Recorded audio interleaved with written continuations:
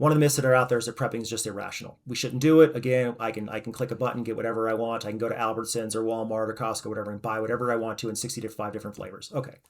Number two, people go crazy after disaster. That's also a myth. That is not true at all. People, for the most part, unless you're living in a very, very low social capital environment, do not go crazy. Actually, disasters bring folks together because you're dependent upon each other. And it takes a while for, especially if it's a large disaster, it takes a while for the National Guard to get there or the first responders, et cetera, to get there. Your neighbor's going to rescue you first. And then number three, prepping is fringe. This is another myth. Prepping is fringe, and it's only done by white Christian, uneducated men that live in the sticks. Again, the Duck Dynasty. These are all false.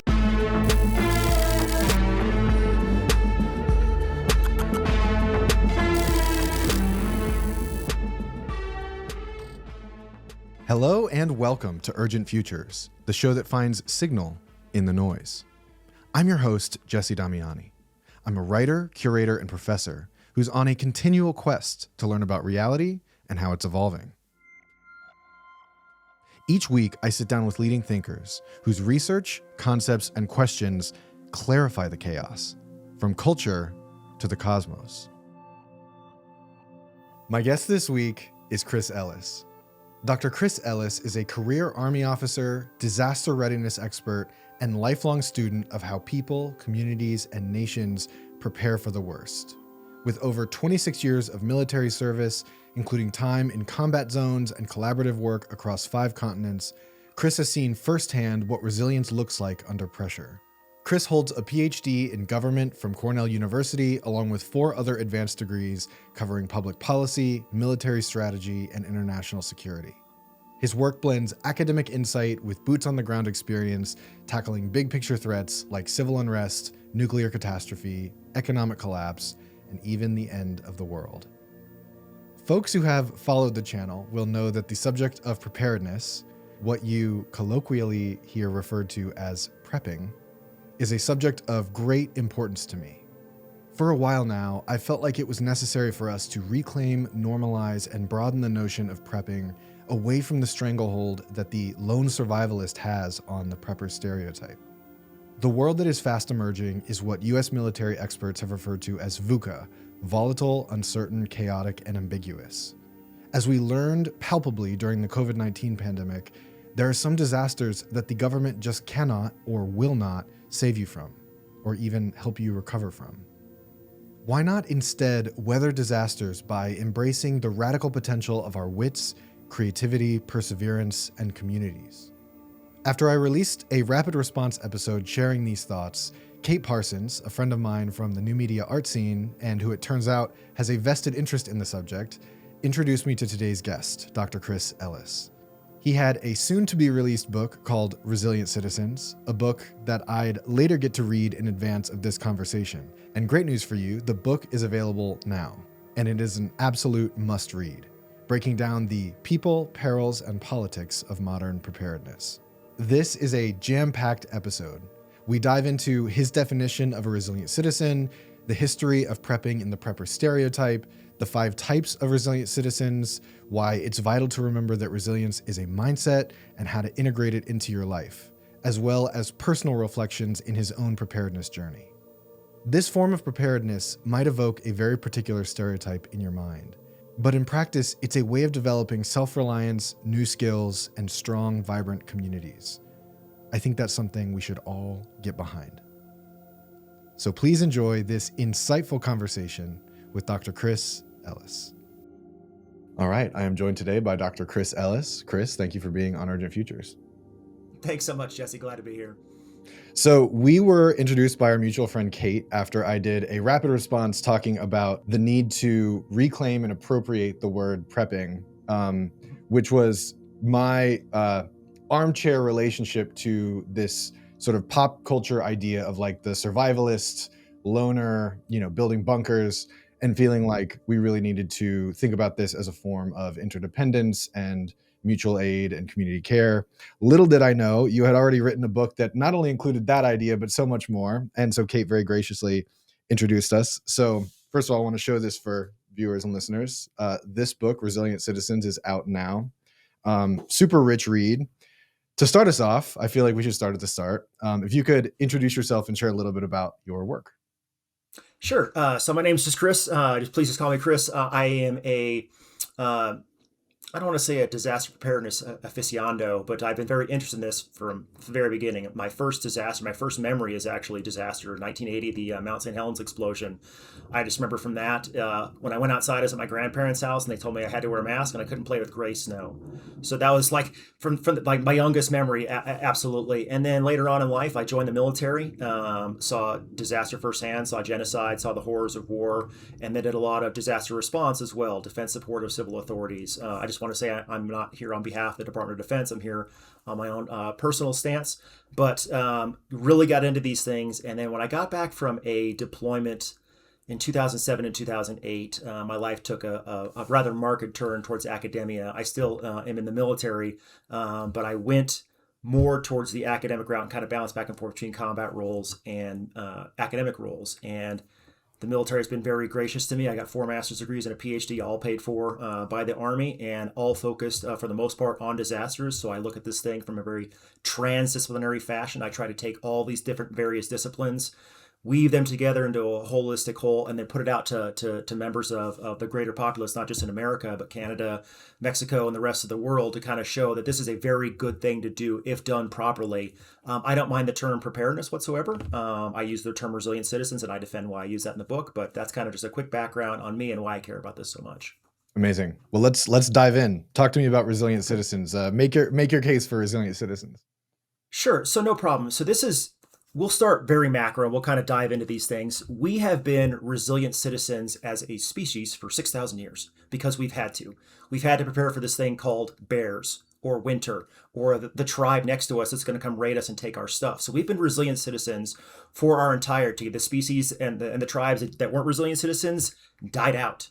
Or were conquered, or were enslaved. So we've had to do this throughout the entirety of our known existence.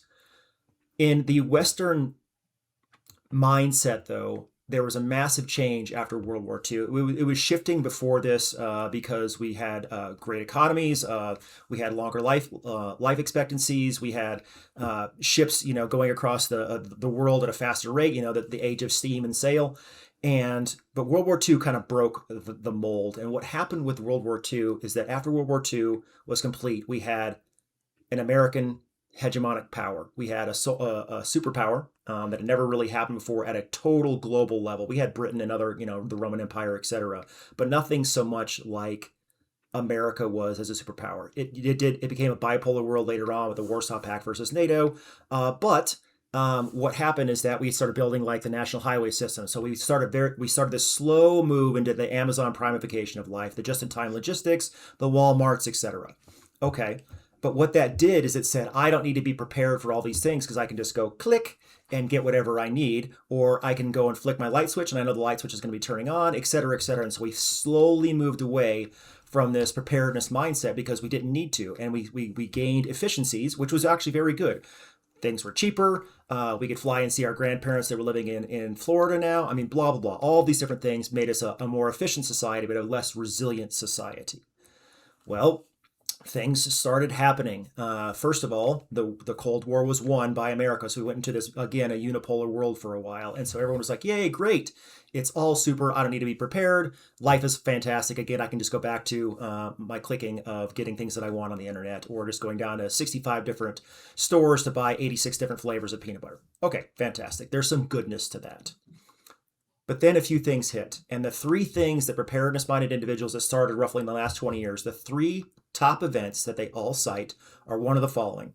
9/11, that shattered the psyche of America. And I'm speaking in an American sense right now. Number 2 was Hurricane Katrina. And number 3 was the 2007 and 2008 financial collapse, financial crisis.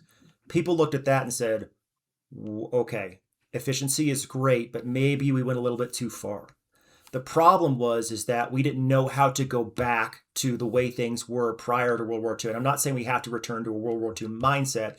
We just need to take the lessons that we knew from World War II and incorporate them into our current day. And we were moving in that direction, and it was a good thing.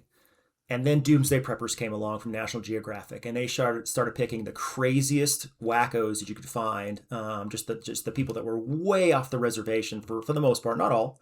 but they started to basically say this is like doomer voyeurism, this is prepper voyeurism, and it killed the movement because nobody wants to be associated with crazies. And there was a long history of association with crazies we can get into a little bit later when we kind of deep dive into some of these things. Okay, then what happened after that? Well, the next big thing that happened after that was the election of Trump won. And what happened in an American sense was that people left of center said, okay, I was not expecting this at all. It was a big shock to the system. And so now people left of center started saying, what do I need to be a little bit more resilient? Because maybe I can't trust my government anymore. Maybe I don't trust the person in power anymore.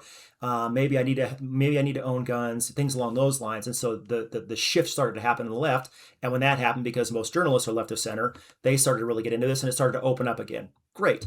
And then 2020 hit. And that was a global pandemic. Everyone was impacted. And now we have Trump 2.0. And so there's all these triggers, there's all these events, there's all these catalysts for people to look at it from wherever they are on the ideological spectrum, from wherever they are in their own personal lives and saying, okay, and now I'm understanding that we need to be prepared a little bit more. And they're doing so in an individualistic fashion, which is all good. But this is so atavistic now. We don't have a generation that was a resilient citizen anymore. The silent generation is, over 100 years old right now. So we can't go back to that other than learning like how to make soap or how to do sourdough bread. We don't know as a society how to be resilient. So we're moving back as individuals. But the next greater step, and what I'm trying to push forward in my book, is A, to show this is logical, and B, there is a next step to this, a way to return, for lack of a better term, to this more community-minded preparedness mindset writ large, not just for individuals, but for our communities and our nation as well. And it's difficult. There's a lot of institutional inertia against that right now that I'm trying to fight against and try to open up that Overton window to show that it is a good thing. Thank you for that. One thought I had as I was reading is, I'm curious to get your take. There's this idea of the fourth turning. An associated idea is, every 80 years is a sort of enough time to forget the lessons of the past.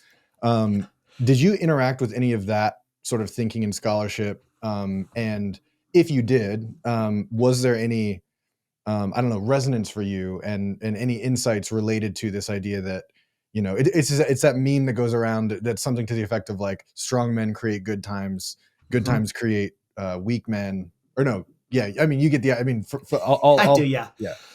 Yeah. Did you interact with that? Yeah.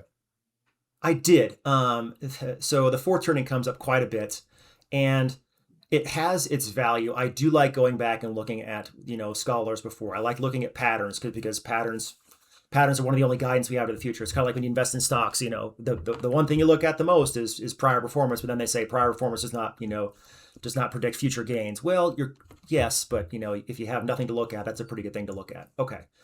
This fourth turning concept, though, and another one that's really good is Sir John Glubb's, I think it's Decay of Empires or Age of Empires or The Fall of Empires, something along those lines.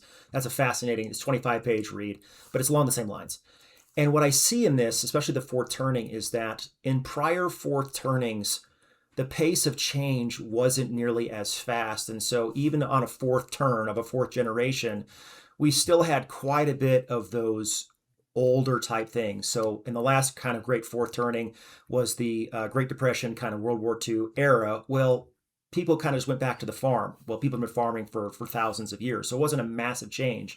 Are people really going to return to the farm in this great turning? I mean, how many farmers we have right now? It's like, I think it's 1 or 2% of the U.S. population, not 30 or 35% or 40% like it was 80 years ago. Our pace of change is so rapid. The internet, just-in-time logistics, like I said, things along those lines. And we're so global right now that I don't know that model is going to be repeated in the ways that it was before, simply because of the pace of change has been so radical. I'm not discounting it, but I don't think it's going to be as strong as it was for prior fourth turnings. Got it. Yeah, that makes sense and definitely tracks with my thinking. So you structure the book around the sections people, perils, and politics. And I want to, for this chunk of the conversation, loosely follow that because I think it's a really legible way of kind of working through the new arguments you're proposing, but also as we talked about, these historical reference that sort of help us understand this. So let's start with the people. You have 5 categories. I'd love if you could introduce each category and give a brief explanation of what each of these categories is. No problem. So I want to start with just definition so that we're not lost on this port. So again, academics argue about things. I was reading Polybius, and he was talking about the Second Punic War in the Roman Republic, and he talked about Hannibal coming across the Alps with his elephants. Okay, great. But then Polybius is like, prior historians sucked, and they said this that was wrong, and they said this that was wrong, and I'm like, yay! For 2,300 years, academics have been attacking each other for their academia. It was great. On that point, prepper versus resilient citizen. A resilient citizen to me has 3 criteria. One, they have a longevity. I say as a bare minimum, they have 31 days of preparedness. And the reason I have that, and we can get to this later, is that's how FEMA asked the question, basically. And how many days can you survive? And then I put a marker on there for statistical reasons. The second thing that they have is foresight. These are not hoarders. These are people that are preparing for a disaster much in advance of this disaster. So it's not like, hey, there's a hurricane that's going to hit North Carolina and it's going to hit in 6 or 7 days, and people running out to Walmart and buying a whole bunch of Pop-Tarts and Top Ramen, or going to Home Depot and getting plywood. That's not what I'm talking about. I'm talking about people who are preparing this as a lifestyle thing. And then third is creed. I use the United States military's definition of who is acceptable to enlist, and to weed out basically individuals that are extremists. So those are the 3 things that make a resilient citizen in my book. So with that, I have 5 archetypes, like you said. The first archetype is homesteaders. Homesteaders are motivated by a couple of things, really kind of health just writ large. So they look at food insecurity. They look at heirloom tomatoes and broccoli and things that they can grow in their backyard. They want to be able to have their ability to make food in bad times and in good, just for the health of their family. They're also very concerned usually with contamination. So they're not big fans of GMOs.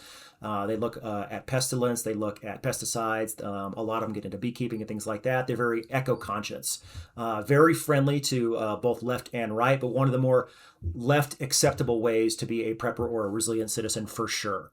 And the amazing thing about this is, again, all of these archetypes have thousands of years of history. You can find them all over the globe. They're not just in America or in the West. You can find them pretty much in every single country, maybe minus the Vatican. Probably not a lot of homesteaders in the Vatican. Okay.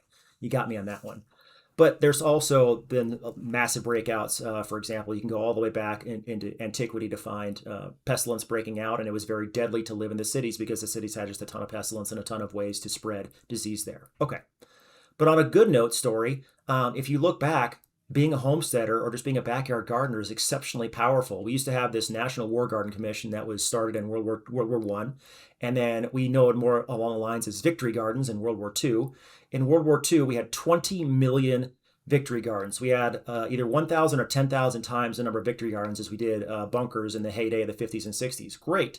And those victory gardens produced 40% of all vegetable production in America. And it was about 10 billion pounds of vegetables. So again, when I talk about, go back to the fourth turning, could America, if we had World War III break out over whatever, pick a country, could we go back and produce 40% of our vegetables in our backyard right now with today's Americans? Ooh, maybe. I'm hopeful, but that's a pretty tough road to hoe. Okay, so that's the first group right there, is homesteaders. Second group are the sentinels. The sentinels, there's 2 groups that the media really likes to focus on when it looks at preppers, because again, it's kind of the shock value, the show value, and the sentinels are the gun group. Very easy. It's the Duck Dynasty crowd. It's the rednecks that you're afraid of in East Tennessee or West Virginia or wherever, but they got guns because the black helicopters are coming, and don't tread on me and those kinds of things. Okay, understandable. But again, with sentinels, just like other archetypes, they have a long history. Sentinels are motivated by governments of tyranny. So they look around the world, they look at world history, and they say, okay, have governments ever tried to squash down their people? Well, yes, they have. Look at North Korea right now. And then you can get, ideologically, let's look at the white South African farmers right now as a motivation. Or look at Stalin or Lenin when he killed 25 million people in the gulags and the civil war that happened after World War I. All along those lines, they look at those things and say, okay, I need to be martially able to defend my family, to defend my kith and kin for the things that I believe in, because I'm worried about a government of subjugation or tyranny. Okay? And then there's the exact opposite. There's countries in which there is no rule of law. So if you go into some of the places of the favelas of Brazil, where there's not a whole lot of rule of law penetrating there, they want to have martial defense for that as well. Okay, understandable. And then there's the combination of the two, which is called anarcho-tyranny. So these are governments that choose not to protect you. or at least to the level that you think they should, but they do not allow you to protect yourself. So people might look at Europe and say, "Hey, I can't even own pepper spray if I live in Germany because that's whatever that's a crime there, and I can't protect myself. And there's increases in crime in Germany or pick a country, and so that's anarcho tyranny in their definition of things, or at least in their view of things. All right, understandable.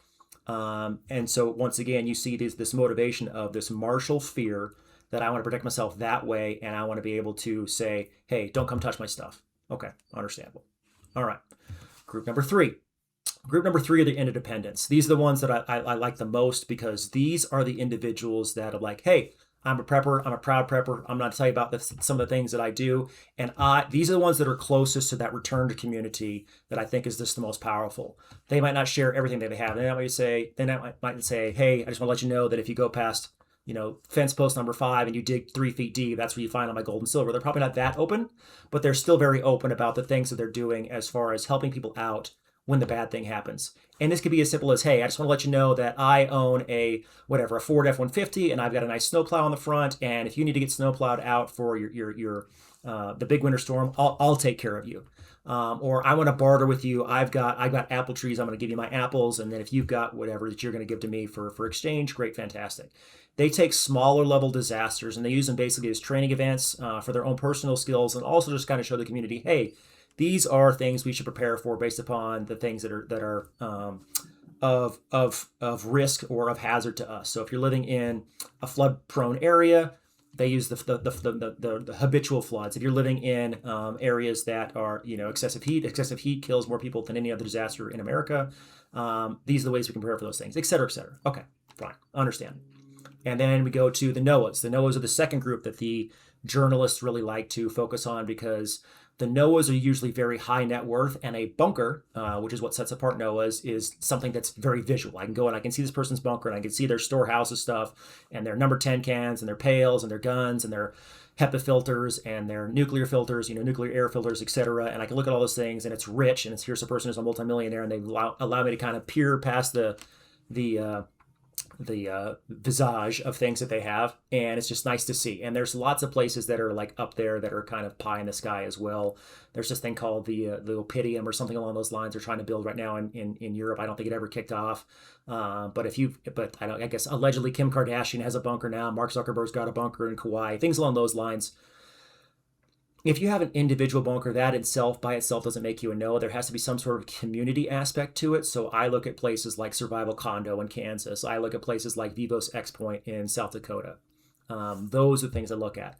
But to speak at what the NOAAs are afraid of, the NOAAs are definitely afraid of kind of like those real large scale killer events: grid failure, economic collapse, nuclear war, massive civil strife, civil war, things along those lines. Of what they need to be like, okay, I need to get away from society for a good long bit and be long-term resilient, maybe even long-term defensive in case one of these bad things happen, and then I can kind of wait for the dust to settle and then pop the hatch and come out of my bunker. Okay, understandable as well. All these things have historical predicate. These have happened before. We have castles in Europe, throughout Europe. We have the Great Wall of China, so this isn't like a first-time thing. All these fears are realistic to a point. There's at least a grain of truth in every single one of them.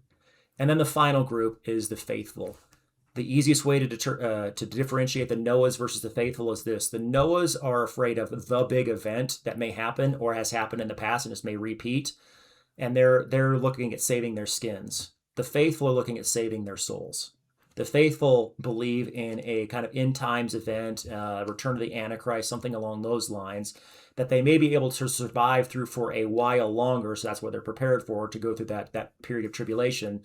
But in the end, they're going to be judged, and they're looking at their eternal soul and protecting themselves from a judgment or an apocalypse type event at the end times, for when God or the 12th Imam or whoever says, okay, I am now weighing you on the scales, and you've been found to sit at my right hand or sit at my left, or to be put into eternal punishment. So those are the 5 groups kind of writ large overall. Amazing. God, I love how you're so articulate and you can zoom right through it. It's really impressive. I want to go a little bit deeper on a few of these archetypes. Please. One question that came up, particularly like jumping off from the faithful, so, it's where you left off. So that's where we'll start. Yep. I definitely agree that that archetype exists.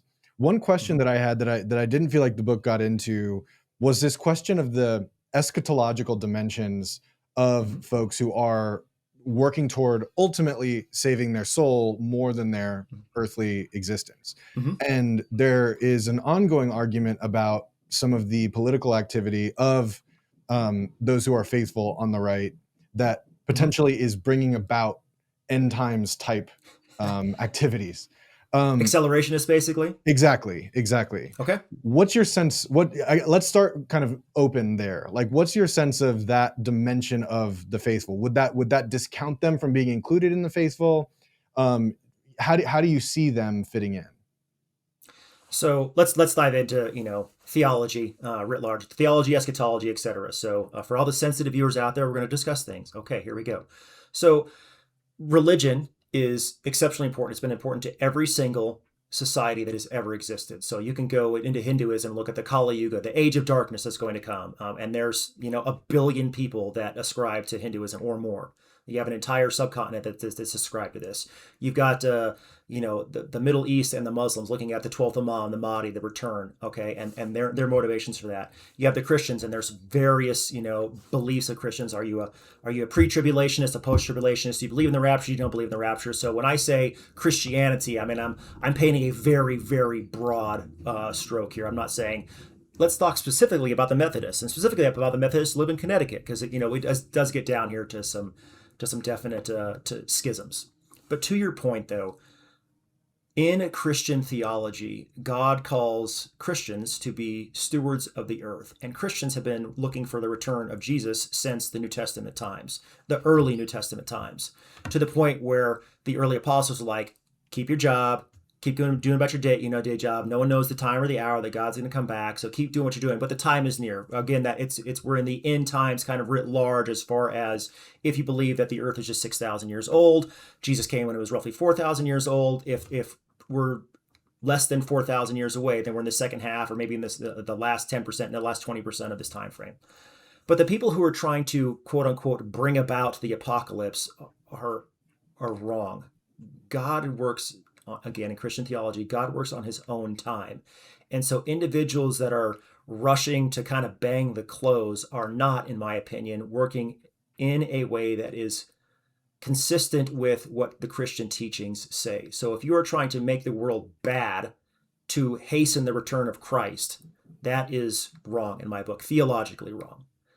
I understand some of the longing for that, though. If you're longing for a perfected world, I don't discount your belief. I just discount the way in which you're trying to achieve it. I don't think God is calling us to make the world crappier so he has to speed up his timeline. I think we should make the world as good as we possibly can. I know that there's going to be a lot of people that listen to this podcast and others and read the book who are going to, say whatever, the whole world's going to hell in a handbasket. What change, what difference can I make? And I reject that entirely. Can I save the entire world? Can we save the entire world? No, we can't. But we can save our communities. We can save our households, or maybe save isn't the wrong term, but we can make things better.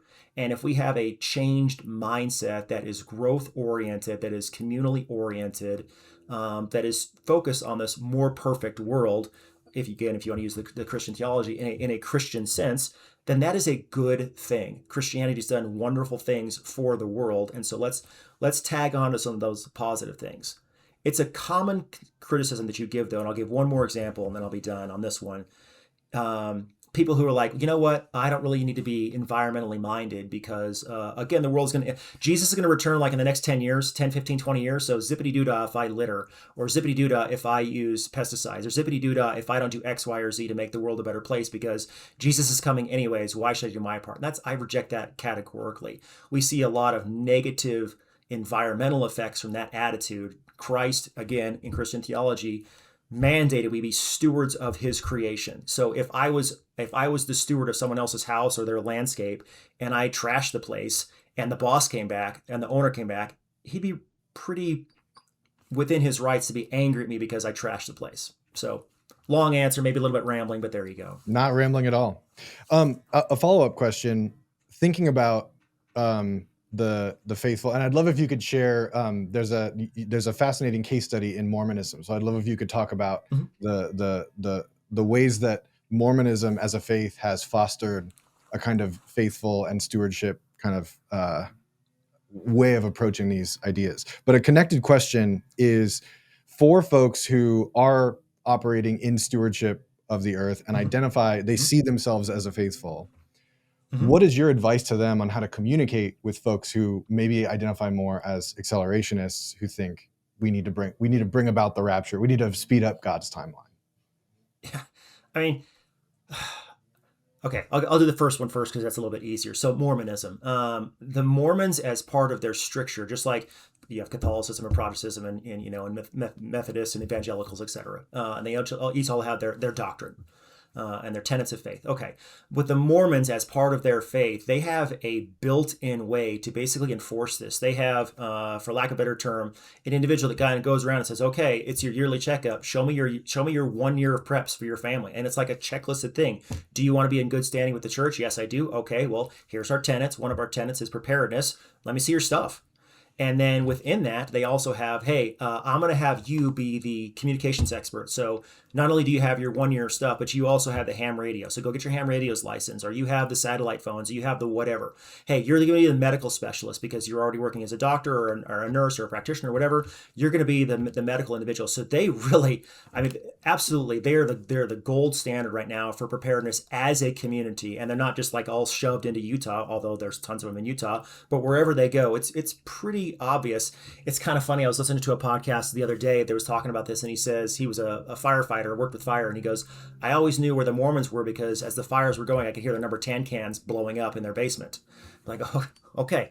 But the Mormons are they're very managed in the way that they do this, which is a good thing. I think that there's much that we can learn from the Mormons as far as a template. I would love to take some of their teachings as far as just preparedness minded things and put it out to a national audience. Unfortunately, there's a lot of lawyerly inertia against this. I was talking to an individual just last week about this, about you're very preparedness minded. Why does your company put out this information? And they said, well, if we told people, because we live in a cold climate, it was in the north, if we told people to buy space heaters and they bought a space heater and it shorted out or burnt their house down, we would be liable. And I'm like, you've got to be kidding me. We've got to have some sort of way in which we can push out this information that's not going to be, litigated to death. Okay, so there's your question number one. Question number two, what would I say to accelerationists?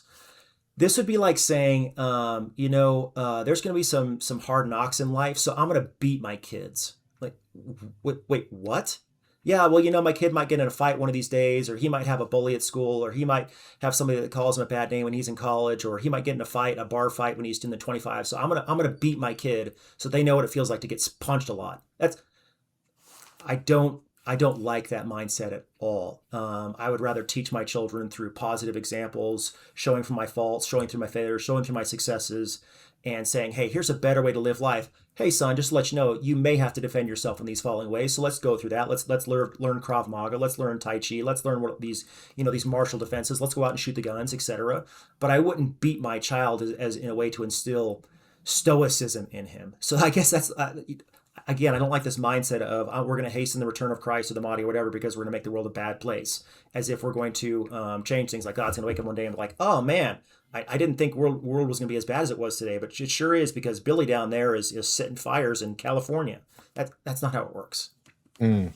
Yeah, and there's a definite thread to the Noahs in terms of isolating yourself in the most high-tech bunker, whether it's out in the open ocean or in New Zealand. That might last for a little while, but that's not a long-term preparedness strategy, really. No.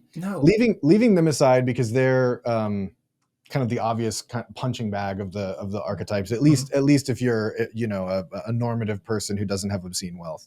I want to look at this dynamic. Oh, were you going to say something? I'm sorry.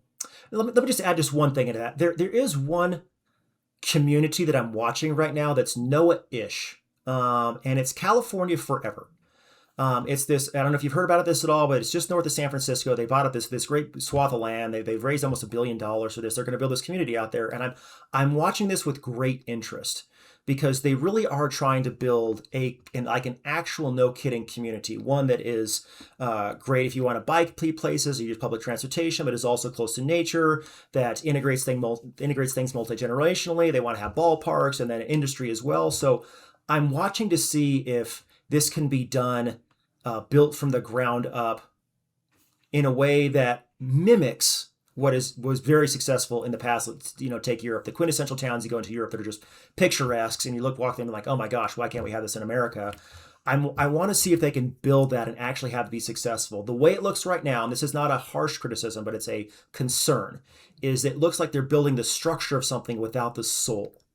So if you go back to Brussels or Netherlands or France, whatever, they had these communities that were built around like a no kidding community because they've been there for thousands of years. They had a culture, they had a soul, they had a church usually in the center group. Can we build something like this without that culture from the very get-go? Can you build the bones and have the culture chase it later on, or do you have to have the culture first? So I'm very much watching California Forever right now to see from a civil engineering perspective if you can actually build it and they will come and the culture comes after that.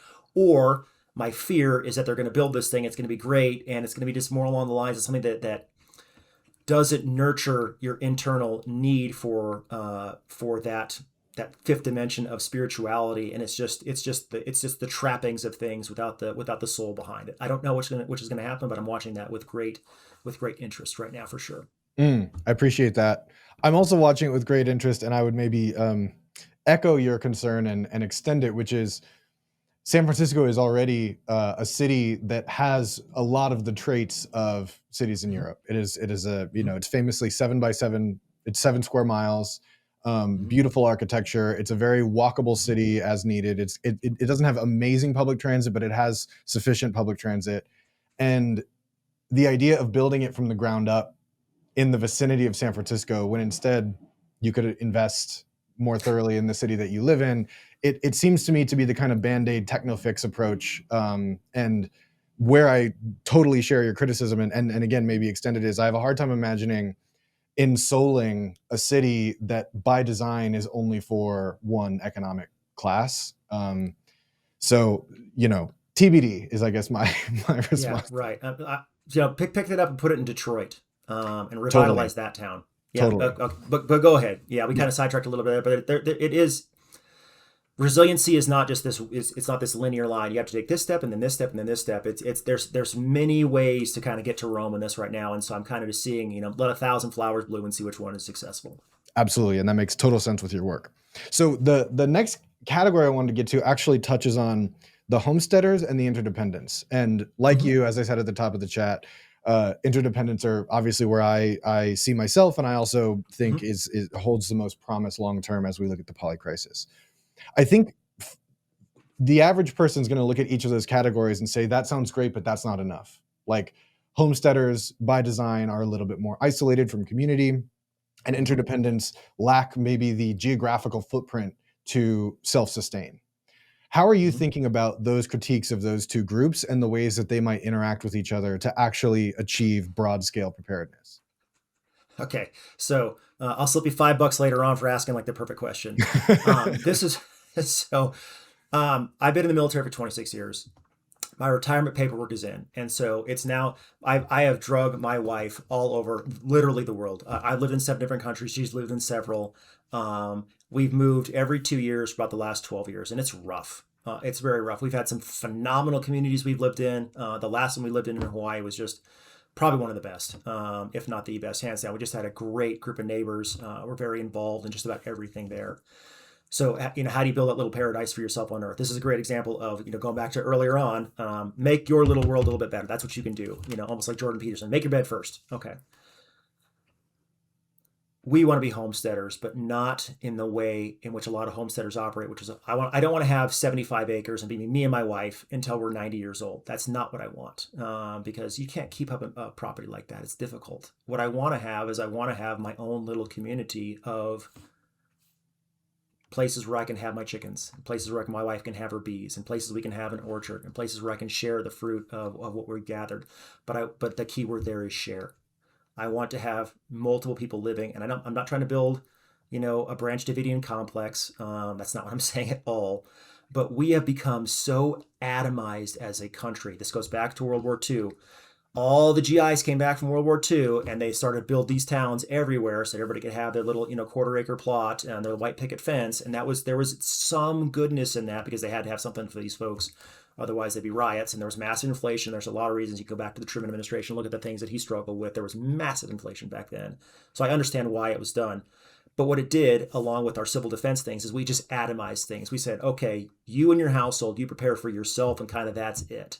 And we broke a generational mold that was exceptionally successful, which is multi-generations living together, communities living together, communities working together.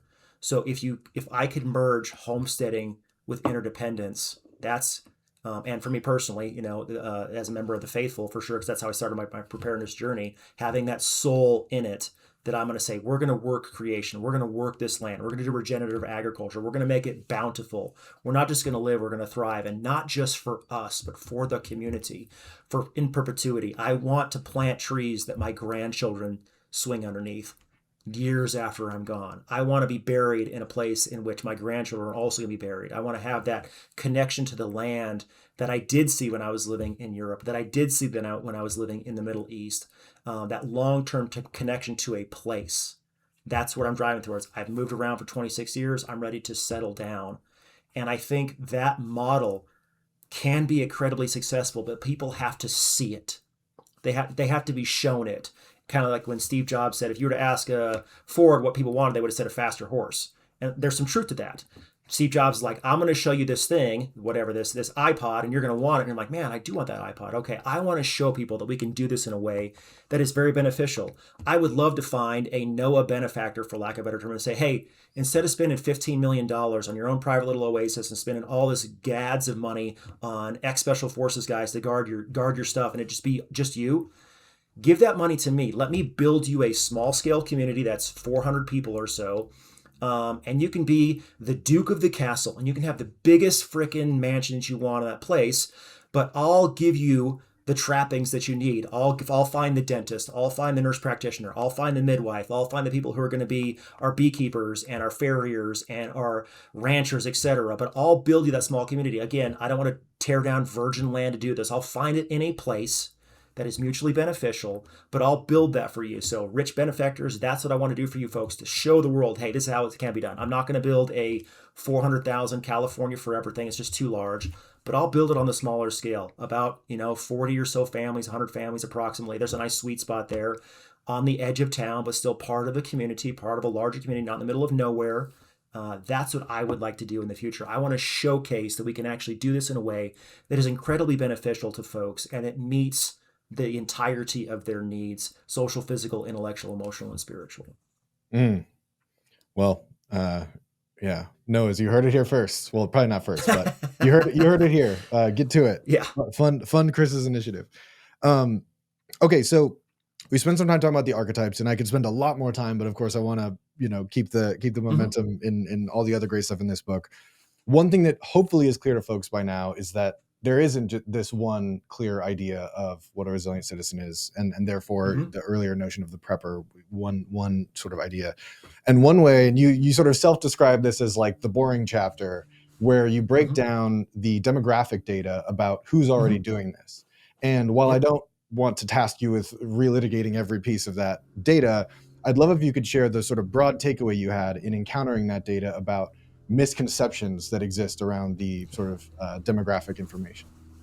So while this chapter was boring, it's very statistical. It was very dense, but it had to be done because it is one of the pillars of the book, because you have to kind of show a thing first, and then you can extend the argument beyond that. But you have to kind of prove yourself academically. You have to show this is very defensible, and it was peer reviewed, and I've done the same model. I've just extended the data years. So 3 things. Number 1, myths. Number 2 will be narratives. And number 3, a little bit of the demographics. So number 1, myths. Okay, what are the myths that are out there?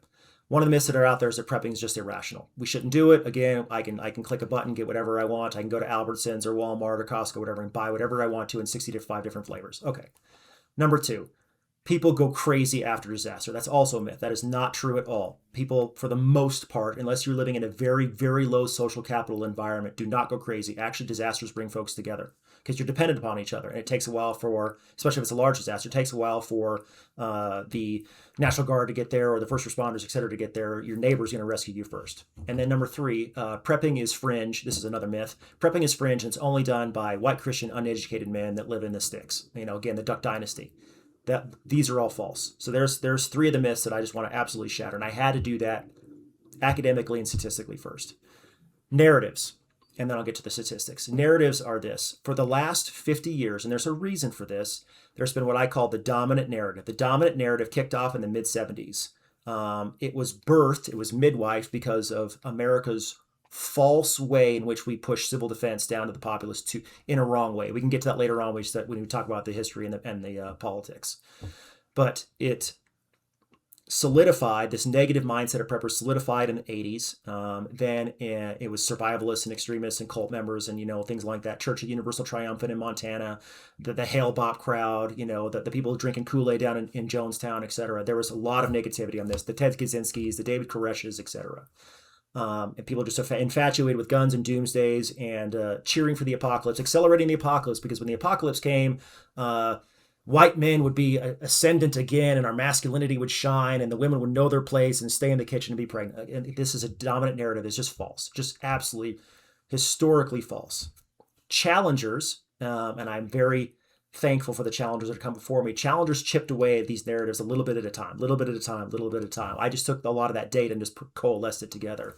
But the challenger said, hey, actually, there's a lot of people that are not white, that are not just men, that are not just living in Idaho, that are into this prepping thing, and they're doing it in very healthy ways. Let's look at them. And then it was kind of anecdotal and stories, and it was qualitative data. There wasn't a lot of quantitative data whatsoever. So I wanted to showcase that. And it's women, it's minorities, it's urban dwellers, it's non-Christians, it's non-English speakers, and it's not just Americans. It exists worldwide. Okay, great.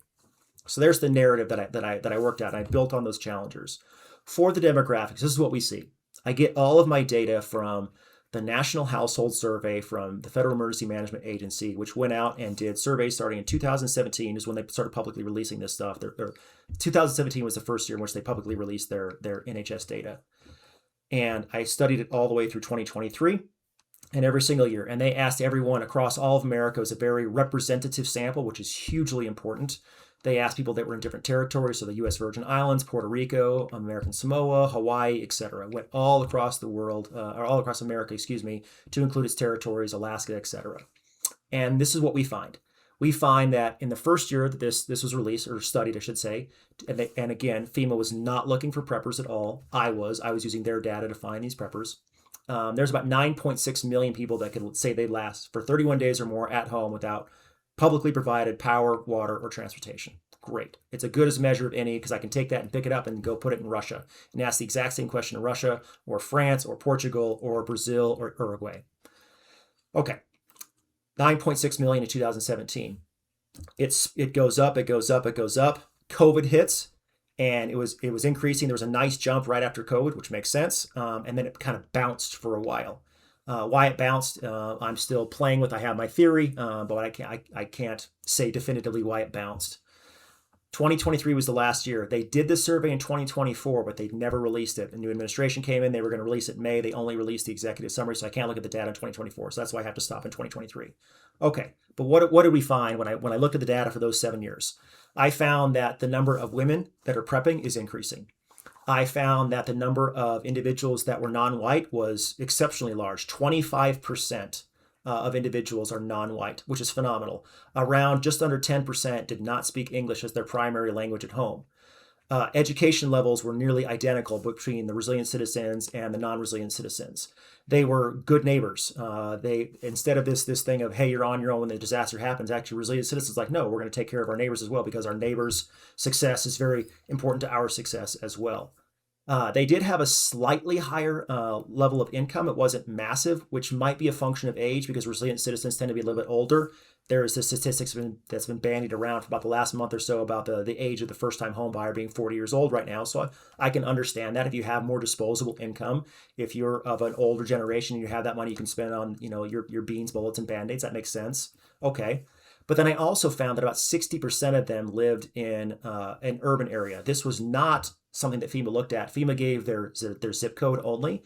I took their zip code, ran it through another another database, and it's called the RUCA codes, which I won't get into right now. But the RUCA codes basically said it categorized you from exceptionally urban to exceptionally rural. And what I found is that 60% of them lived in urban areas, places that had 50,000 residents or more within that zip code or their census tract. So these are kind of the demographics that I had to showcase that it's not just one archetype, or not archetype, it's not just one type of individual that is preparing the people who live in Montana or the Rocky Mountains or way in Nowheresville, Alaska, or Maine. It was actually pretty ecumenical across the board. You couldn't really say that this was the stereotypical prepper. It was far broader than we'd ever been able to prove or showcase before. So that's one thing that I can definitely say that my data has done, my research has done more than anybody else's has. There's been other surveys out there that aren't the methodologically the greatest, but mine's been the first one to truly categorize it across America with a very, very large data set over multiple years and show changes and trends in time. Mm. Yeah, and I really appreciate it because, again, it helps do this really critical work of normalizing it. Where, you know, we have and we'll get to the politics section in a second. I want to start with perils, but the idea that the reason that we have this dominant narrative, as you say, in the first place, is a function of the, you know, whims of various administrations and sort of how, hegemonic ideas take root. The thing that all of this is based on is the idea of peril and our ability to reduce risk. So maybe let's start broad. You have this really wonderful chapter on the psychology of perils. So I want to open up there. And maybe where we start is you've described in your training in the armed forces that there are particular tactics used with, new cadets to get there, to sort of push their brain into a place where they can respond to peril with more, calm, cool and composure. So if you could describe that and then broaden out into what this question of the psychology of perils is and what it needs to be. So yeah, let's take this and break it down nice and slowly. So the other thing that I wanted to show is I really wanted to show not just the numbers and the statistics that we just discussed, but I wanted to have a reason as to why I wanted to have one unifying theory, kind of like the unifying theory of physics. What's the unifying theory that explains why some people do absolutely nothing? They do zero to prepare. And then why some people do something, and then why some people do a lot. And then all the variations and vagaries in that. Like what explains that? And so it's this model of people, perils, and politics. So this is what happens. There are perils out there that exist in the world, and some are more salient to you or some are not. If you're living in Saskatchewan, you're probably not too worried about hurricanes. If you're living in Switzerland, you're probably not too worried about hurricanes as well. So it's a function of geography and where you live. But if you're, below the poverty line, and you might be worried about, power outage or a government shutdown when you can't get your food stamps, something like that. There's perils are very individualistic and community based. Okay. And then there's politics. The politics kind of do an interface of that. What perils are we going to mitigate against? What perils are we going to respond to? And how are we going to respond to them? And then people look back at both of this. They look both back at the perils of what could happen, and then the mitigating factors that their government will do or the response efforts that their government will do, and then make some individualistic decisions on what they're going to do. So that model, very simplistic, had never actually been vocalized before and actually put out for testing, basically. So I did that several years ago and have been working on it ever since. Okay, so to the point of perils, just kind of as studying them, governments spend billions and billions and billions of dollars preparing for peril. One of the biggest perils that governments prepare for is war. So almost every country on earth has a military, and if they don't have a military, at the very least, they have a police force. There's I put it in the book, there's a number of countries that don't have a military force, but they have at least a police force. Okay, so that's one peril that they look at. And then based upon where you live, based upon your historicity, if you're living in the Sahel, then you're far more of a desert environment. If you're living in Chile and you're on the Ring of Fire, you're worried about tsunamis and earthquakes. Okay, let's look at those things. And then you have academics that study this stuff. You have meteorologists, you have volcanologists, you have seismologists, you have economic experts that look at economic collapse. You have people that study gold. You have individuals that study viruses and pandemics. You have individuals that study solar flares and the sun cycles, et cetera. So there's all these perils out there. And if these people are taking this very seriously, academics are taking this very seriously, experts are taking this very seriously, governments are taking this very seriously, why is it not rational for communities and individuals to look at these exact same perils and actually listen to the experts? especially when you talk about risk over time and then just additive and cumulative. If I took all of the risks that medical doctors said I need to look out for, type 2 diabetes, salmonella outbreaks, heart disease, etc. Okay, there's like one thing. Okay, now let me add all the things that are weather related. Tornadoes, earthquakes, floods, etc. Let me add all those up. Okay, now the things that are happening in my day-to-day life, car accidents, crime, etc. I take all these perils and I start adding them up. And they all might be fractions of a fraction of a percent individualistically, but you add them all up and then you say, okay, because life is repeat play, I'm going to face these things on a regular basis. It's not like I go out and I drive to work today and then come back and it's like, okay, I'm done. I never have to worry about a car accident again. Well, no, tomorrow I'm going to get in a car and drive again. The next day I'm going to drive in a car again. And so I take the additive risk of all the different types of perils, and then I take the cumulative risk of repeat play on these things day after day after day, year after year after year. And you look at all this and you go, my God, like the odds of me experiencing a peril are 100%. The example I use, if you were born in 1999, your first peril was like the fear of Y2K, and then you had 9/11, and then you had the 2005 Hurricane Katrina, which may not have affected you personally, but there was natural disasters that were around. Then you had the 2007, 2008 collapse, and then, and on and on and on and on. You've lived through several large-scale perils in your lifetime already, so it's 100%. You're gonna experience these things. Okay, so now we have that kind of under the gun as far as the logic of things. Now let's look at how people process this. I looked out and I wanted to find a theory that really explained this. I looked at numerous theories. There were some that were good, but none that were kind of perfect. The one that I found that is perfect is called protection motivation theory. It's exceptionally simple to understand. It's stimulus and response. So with protection motivation theory, it kind of works like this. The first portion of protection motivation theory is the threat appraisal. So the threat appraisal is simply, I look out into the world and I think, okay, what is out there that could be scary to me? And we process this intellectually, we process this emotionally, and we process this socially. Intellectually, the way we process this is we just, like I just did, it's just the pure math. What are the expectations of me happening this? If I live in Florida, I'm going to be prepared for a hurricane. I'm going to have my stuff. I'm going to drive up north along the interstate, and I'm going to park out in Arkansas or Mississippi or Georgia for a bit until Hurricane Mike, rolls through, and then I can drive back to my town. Okay, great. And then now I process things emotionally as well. So the example that I love to use is that our brains are wired to keep us alive, not happy. There's a huge difference there. So and I tell this example and everyone laughs on this one, but if you go out and you're swimming in a freshwater lake in the middle of wherever, middle of Kansas, you're swimming in a freshwater lake. If something brushes against your leg, your brain's going to go shark instantly. It's going to think shark, even though that's impossible to happen. But our brains are wired to keep us alive. I was out taking a run, and I was actually in New York this last week, and I was taking a run outside of Ithaca, and all the autumn leaves were on the ground, and it was beautiful. And I hear this rustling in the leaves, and I lived there before, and I'm like, I know there's coyotes here, and I know there's bears here. So my brain automatically thinks coyotes, wolf, bear.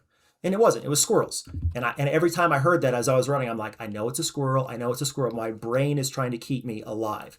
So there's this emotional processing as well, kind of systems 1 and systems 2 thinking. That's both a mix of emotional and intellectual. And then the third way we process these perils in the threat appraisal stage is social. It's more likely for you to die in a group than it is alone in certain circumstances because of normalcy bias and because of just the bias of herds. If I'm in a room and the room starts to fill with smoke, they do studies on this. They fill the room with smoke and everyone looks at everyone else to see who's going to act first because we're very herd instinctual creatures. We're waiting for the first mover to do something. If you're in a large group and a room starts to fill up with smoke, you're less likely to evacuate if you're just by yourself because you're like, man, there's smoke coming into the room. Like, what's going on? Let me get out of here. But in a group, you're like looking around going, well, he's not moving. She's not moving. She's not freaking out. I shouldn't freak out either. So you actually wait longer.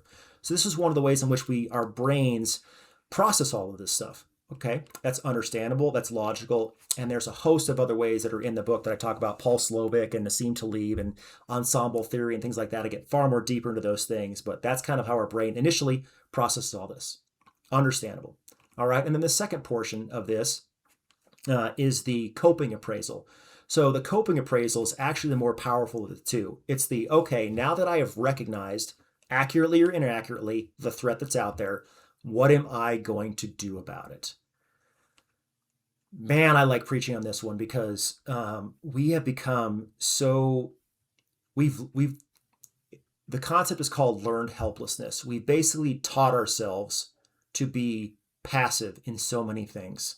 I want us to regain our agency and say, you know what? Yes, the world may be going to hell in a handbasket, and there's 86 threats out there, and I can't solve Gaza, and I can't solve Ukraine, so therefore I'm not going to even try to solve anything. That's just the wrong mentality. There's so much agency you can have over your life. So in this coping appraisal, you have to seize your agency. You have to say that I am responsible for my actions. I have both the ability and the will to make change, and that is agency. And our raised environment impacts this. From our childhood and on. You have to want that agency. So when you have that agency, you say, okay, I'm now going to say, I am looking at threat X or threats X, Y, and Z. I am now going to do mitigative effort A, B, and C to mitigate against that. That is the coping appraisal thing. And that's why we see all these different archetypes and all the different flavors, because people are taking the stimulus and they're pairing a response and they're trying to do something.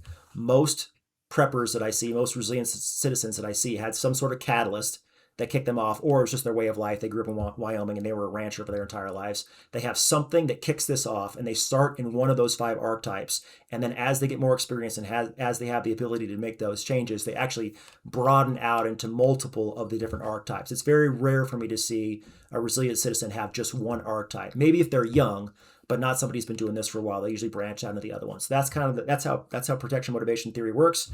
You start with a stimulus, you end with a response, but you have to realize your agency to have that true change over time. Boom. Wow. So I want to call back to the example from the armed forces and also the horror movie example, because both of those I thought were really compelling. Okay. Thank you. So horror movies and the armed forces. So we need to have practice in these things. It's not like I just go and take an online class on splinting a fracture and then drive around waiting for a car accident and then run out there and splint that fracture. That's not how real life works. But when you put yourself in these situations which challenges your brain into action, which biases you into action, it's very assistive. So the horror example, they found they did a few studies on this. They studied people after COVID and how they psychologically responded to this, and they found that individuals that were into horror movies actually responded a bit better than the average person, the people who didn't watch horror movies. And they're like, what is this? Their theory is that these people had thought about these different scenarios, zombie apocalypse or alien invasion or whatever it was, or Freddy Krueger coming after you. And so they actually changed their brains to say, if I'm in this situation, I'm going to act. So it actually shifted their modality of where they're going to start acting and kind of break the mold and become sheepdogs instead of just sheep. They would say, hey, look, sheep, follow me. We need to do this thing because Freddy Krueger or Jason with his axe is coming after us. It wasn't that, it was COVID. But that mindset was necessary for that change to happen. So there's one example. The Army example. I had to strip this out in the initial portion of the book. So this is not in the book. There's a portion of it that's there, but let me give you an example from real life. When I was a cadet, I was at the University of Washington, and we would go out and do these training events at Fort Lewis. And it was great. I love being out in the woods. I like to hike. I'm from Washington State. I love the outdoors. And what they would do in the mornings, they would wake us up with artillery simulators, which sucked because it's whatever. It's cold outside. It's wet. It's the Pacific Northwest. It's probably raining. You're like, I don't want to get out of my tent. I'm nice and comfy, but I have to act. I have to move. Most individuals have 3 responses to something. People know about fight or flight, but the third one is actually freeze. And freeze is the most common because our brains, again, we're looking for that social cue. Who is doing what? We put these cadets in these situations with artillery simulators, or if they're out on what's called a lane, an ambush lane, an attack lane, etc., and we'll throw artillery simulators to see what they do. And we train them to take action first. And then after they can take action, after they've moved to that point where they can actually do something, not just stand there and continue to get the artillery shell hitting them or the ambush to keep hitting them, then they can, after they learn how to start doing individualized action, then we train them how to lead others in action. And so it takes a lot of repetition, a lot of rotation on these things to do so. And the most common thing for the freshman cadets was just to freeze. The artillery simulators would be going, or we'd have the simulated ambush going on, and they would do nothing. And the first thing they'd do after they did nothing, after they could actually do something, is they'd look at their leaders.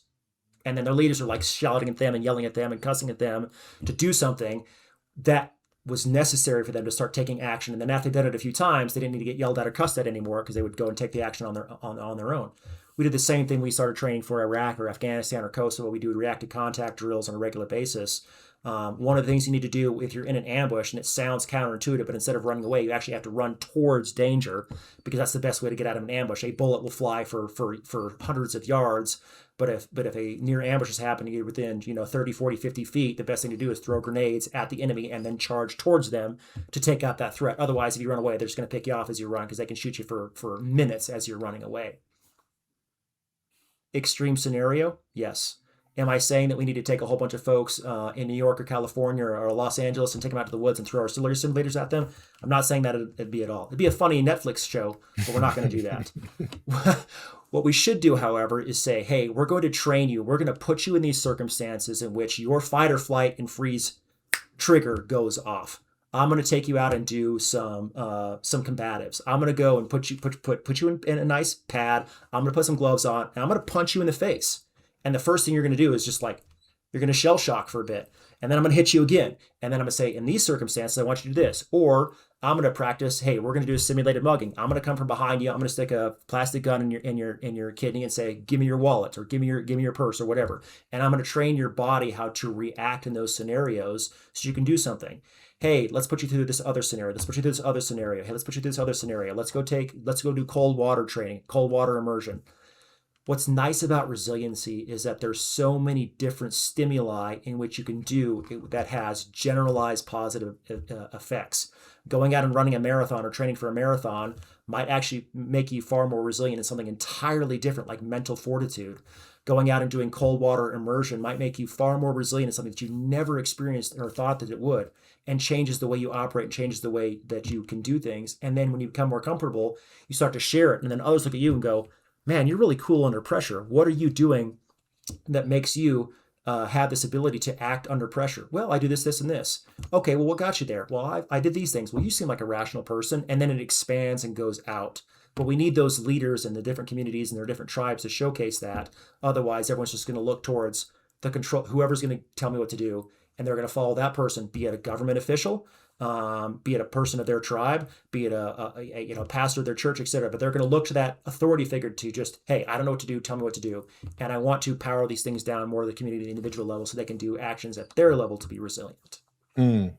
And what's your response? I mean, you've done a number of these interviews already. I have to assume some of them have surfaced the question of paranoia and creating a culture of paranoia. Mm-hmm. And that's, of course, mm-hmm. threaded throughout the dominant narrative. So I'm assuming mm-hmm. some folks hear that or read that and they say, well, I don't want to live a life where I'm constantly on, where I'm hypervigilant. And yes, is doing this type of training going to make me a hypervigilant person? So what's your response to that?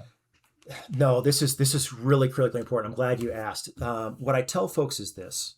When you're on your resiliency journey and you've kind of like, done your fits and starts and you're getting into your stride, ask yourself this: is the thing that I'm doing increasing my fear level or decreasing my fear level? If it is decreasing your fear level because you have agency and you're like, hey, there's this threat that's out there, but I'm taking steps not to eliminate the threat, to make it less bad, that is a good thing. Okay, so is it changing your fear levels? Increase or decreasing? It's decreasing, good. Is it helping you to thrive? Is it increasing your agency? If the answer to that is also yes, then it's a good thing. If it's increasing your paranoia, if it's increasing your distrust, if it's increasing your anger, if it's increasing these negative things that are deleterious to your health, it is not a good thing. There may be some spikes every once in a while. Let's say you're really focused on, I don't know, pick economic collapse.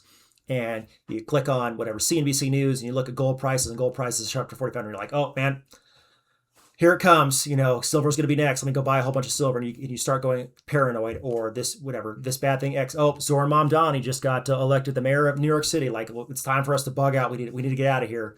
Hold up a second. Just take a breath, breathe deeply, go touch some grass for a second. If it's increasing your paranoia, it is not a good thing. One of the amazing things that I've seen in the resilient citizens that I got to talk to and that I know is that there's definitely people that have some serious concerns, and I don't want to discount. There's some very, very serious threats out there. And in my professional line of work, there's some very serious threats that we deal with on a regular basis. I do stare at the abyss quite a bit. Paranoia can be easy. There's some days where I come home and I just want a nice home cooked meal with my wife. I want a big long hug, and I want to pet my cat and and get the neighbor's dog and just like put down the pressures and the realities of life. That exists. But the preparedness minded folks that I talk to are thriving. They are not acting in a fear-based mindset. They are acting in a very agentic way. They are thriving. They are living for today. My wife does bees. She brings home honey on a regular basis. I'm very concerned about the pesticides for the bees. I'm very concerned about varroa mites and colony collapse and things along those lines. But man, when that honey comes home, I'm not worried about life right now. I'm just slathering it on my yogurt or slathering it on my bread. It's great. I feel really good when I do those kinds of things. I tell people not to go from zero to zombie apocalypse in a single bound. And when I get asked, and I get asked this habitually, well, what do you do to go tell your friends you need to be a prepper? I say start with soap, or start with sourdough bread, or start with something that's very simple and shareable that's just a little bit better. Oh man, the soap smells so good. How do you make it? Well, I make it like this. Why do you make it? Okay, now we can expand into those kinds of things. But don't start with fear. Don't start with paranoia. Fear is an emotional thing. It does keep us alive. Again, our brains are wired to keep us alive, not happy. Fear is a portion of things, and there's a definite reality to some of these fears. They are very real, but if you're living in that way, it's just so deleterious to your health. So don't. Climate anxiety is another example. It's just again, go touch some grass for a bit, go pet a dog, go do something that's fun, go run a marathon, or just go out for a run, clear your mind, and come back and attack it when you're in a better mindset. Amazing. Okay, so that brings us to the politics section. You spent time in multiple presidential libraries doing firsthand research, and really illuminated a history that at best I had a passing understanding of. But this mid-century period is this critical time in both the evolution of preparedness and also the collapse of preparedness from a political standpoint. Yes. So if you could kind of tell the story of this 1950s to 1970s window of time that really changed and set the tone for what we think of when we think of preparedness now. So we look to our national leaders. Doesn't matter what country you're in. I've been to almost 50 countries, I think, in my lifetime. Lived in 7 different countries. Looked at the way that different cultures, different geographies handle the way that they govern. And then as a Ph.D. in international relations, obviously I've studied country after country, autocracies, democracies, republics, etc. Okay.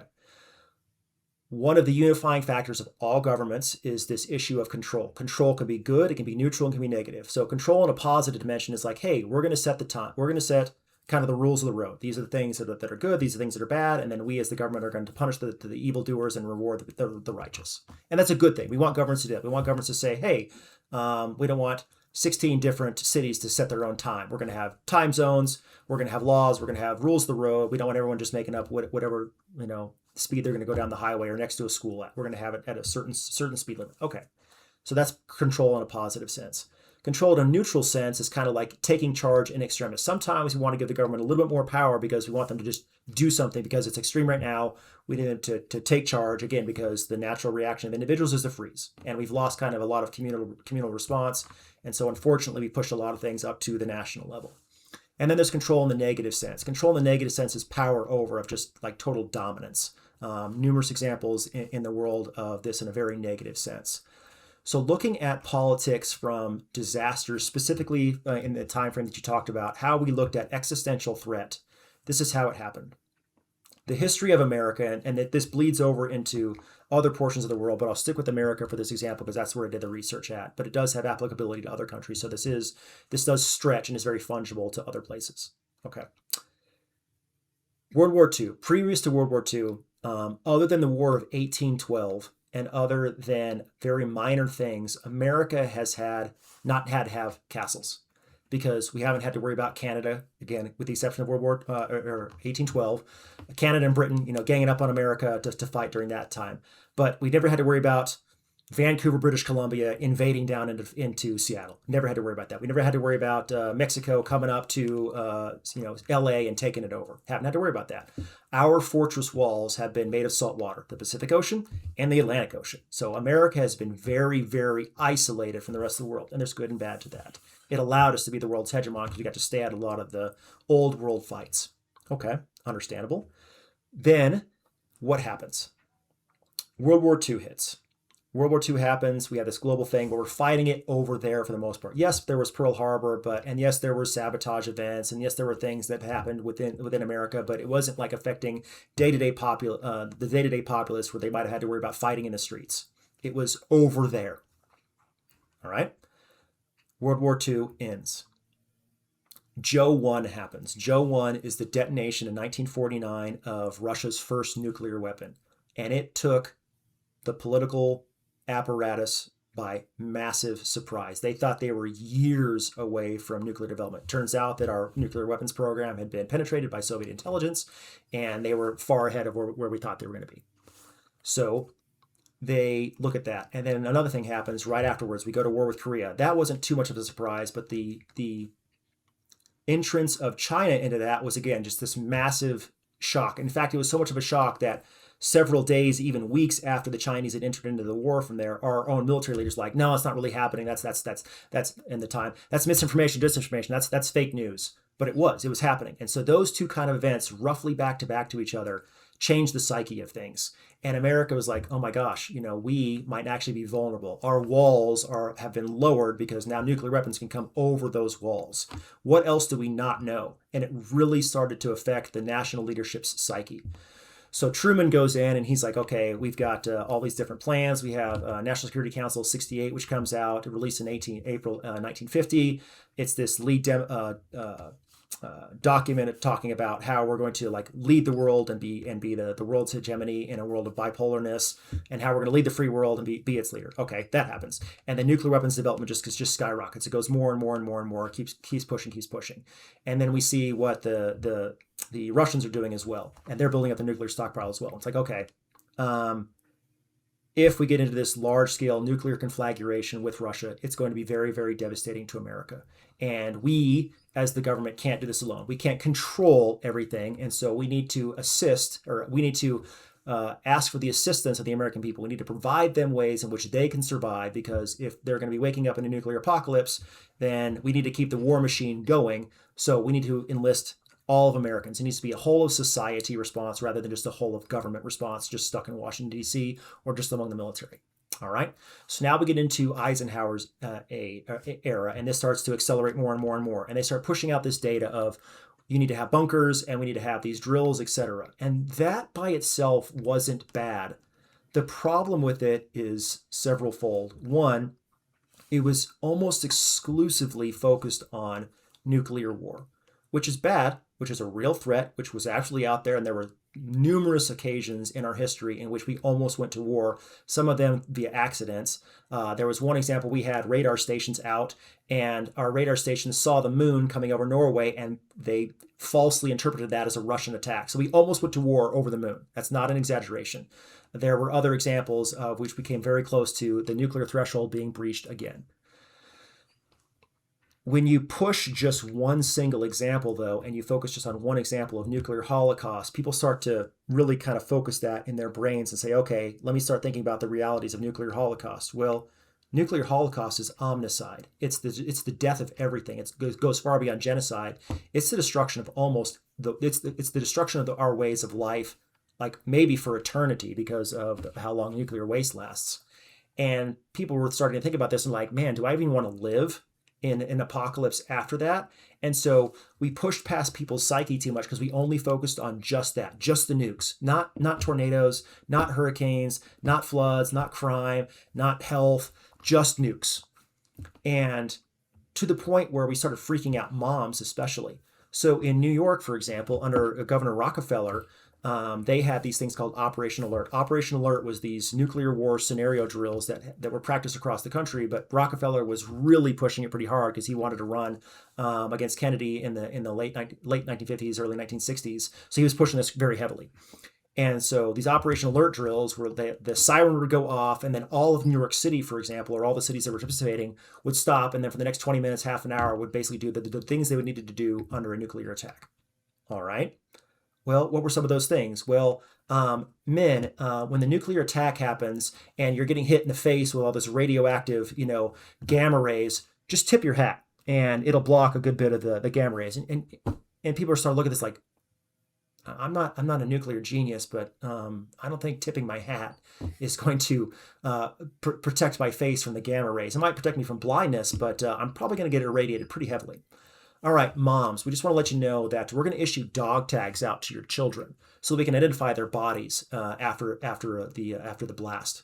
Mom's like, okay, well, let's take a few steps back. You're what now? Dog tags? Okay.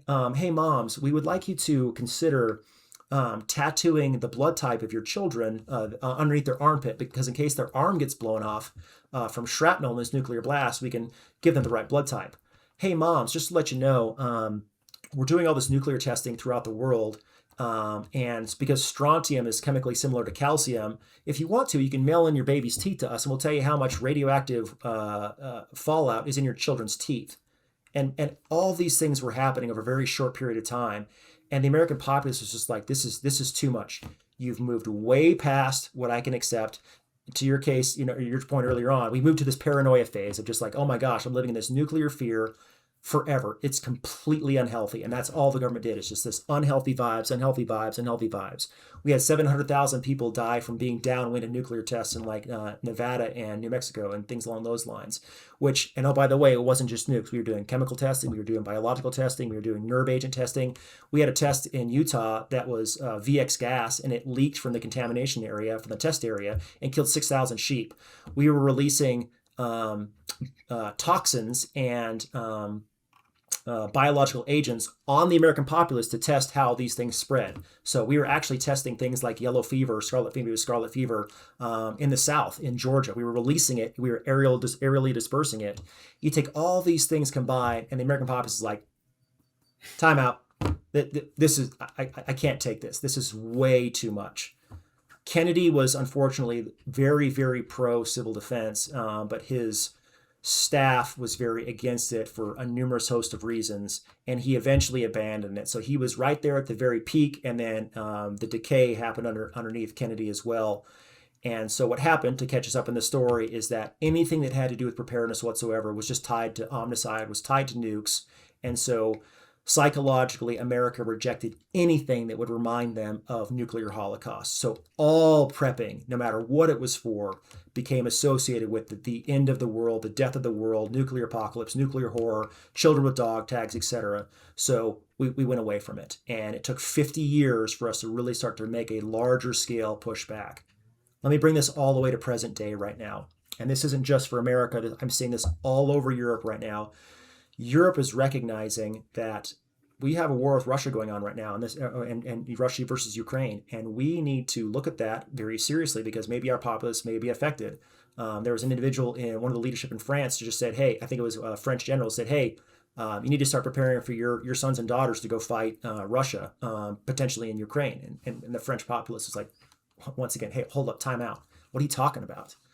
Poland, Finland, etc. All these other countries are looking at these things. Britain right now, especially because they're an island, which makes it even more difficult because you can't just ship goods other than the channel.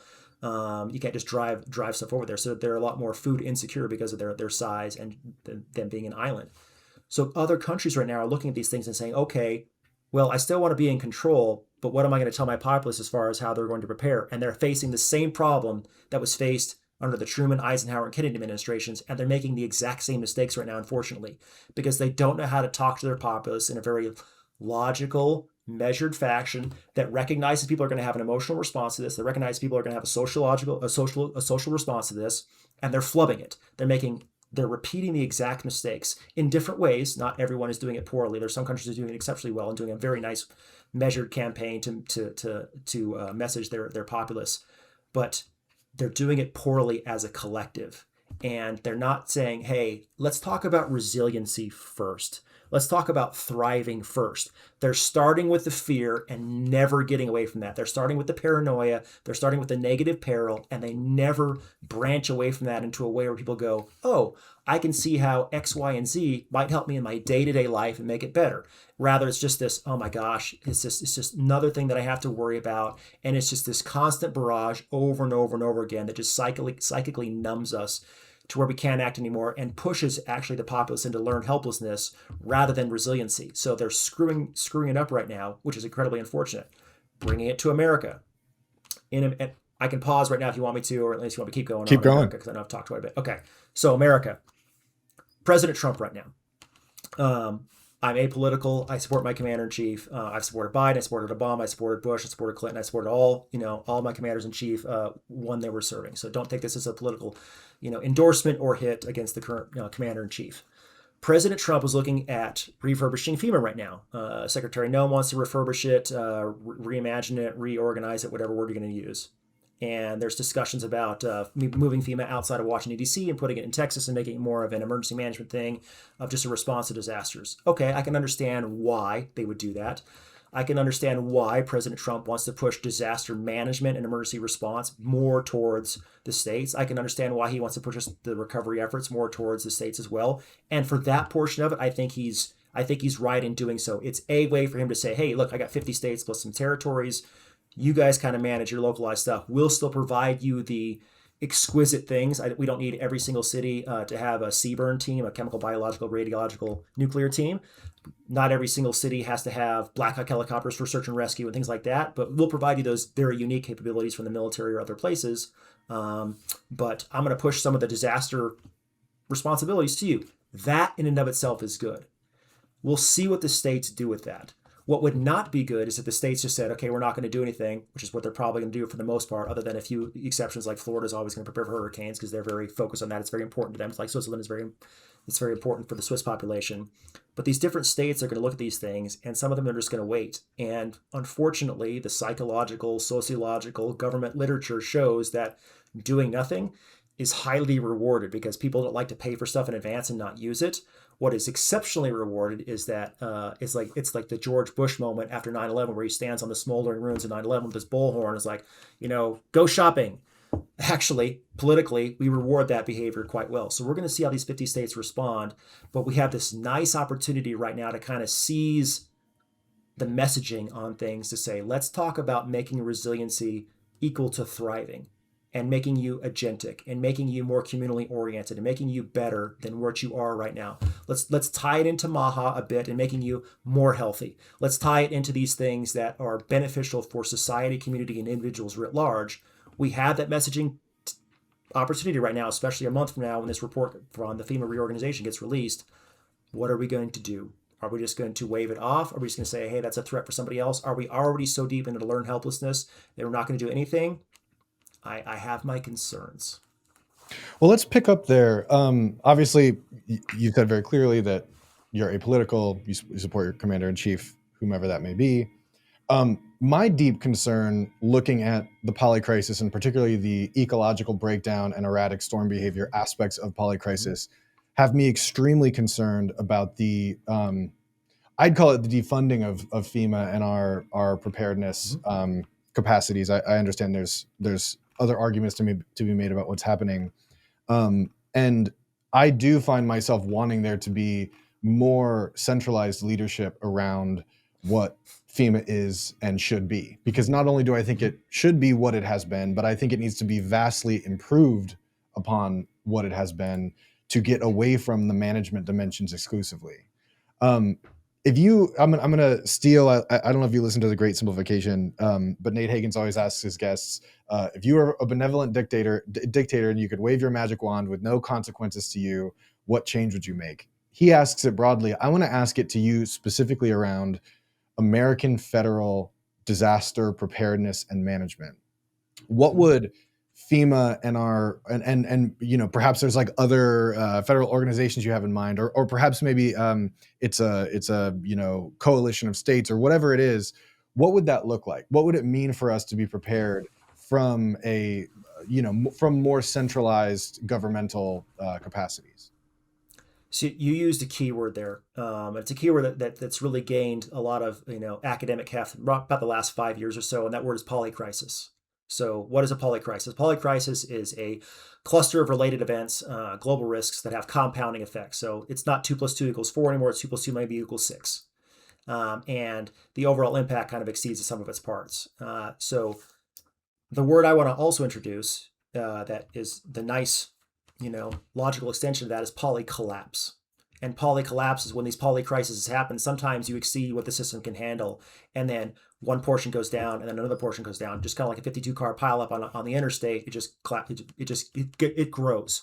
And there's some again, I don't want to downplay some of the concerns that people have out there with our political discourse, et cetera. There are serious concerns and threats out there that could trigger a polycollapse, and we don't want to see, because these things are They take on a life of their own, almost like a forest fire. Okay. To your point, though, I'm waving my magic wand. I have an article that's being reviewed right now for publication, not an academic article, just to put out on the regular interwebs. And what I want to establish, if I could, is a Department of National Resilience.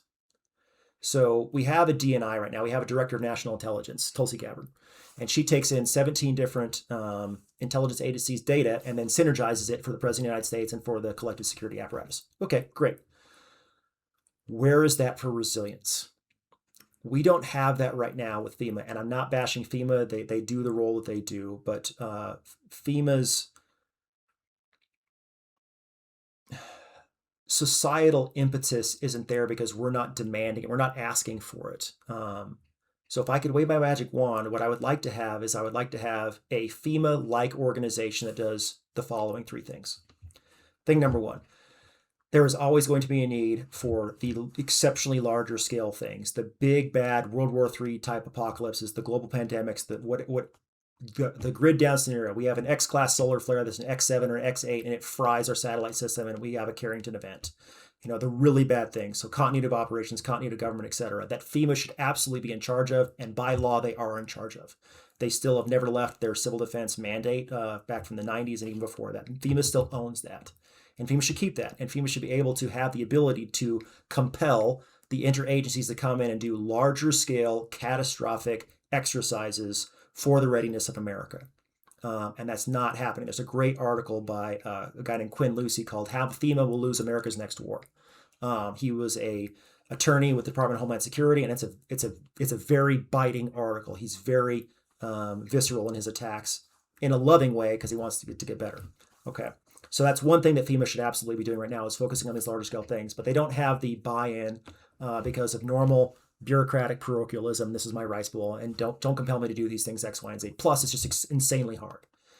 This is one of those things where I talk about individuals and artillery simulators. Well, now I'm taking a national organization that's trillions of dollars, and I'm bringing in all these huge threats that could happen. Which one am I going to prepare for? Well, this year I prepare for economic collapse. Oops, it was a solar flare. You screwed up. Well, training is training, but the larger scale. So there's one thing that I would do. Number two, one of the phenomenal things that FEMA has is FEMA has regional headquarters. Right now they have 10 regional headquarters.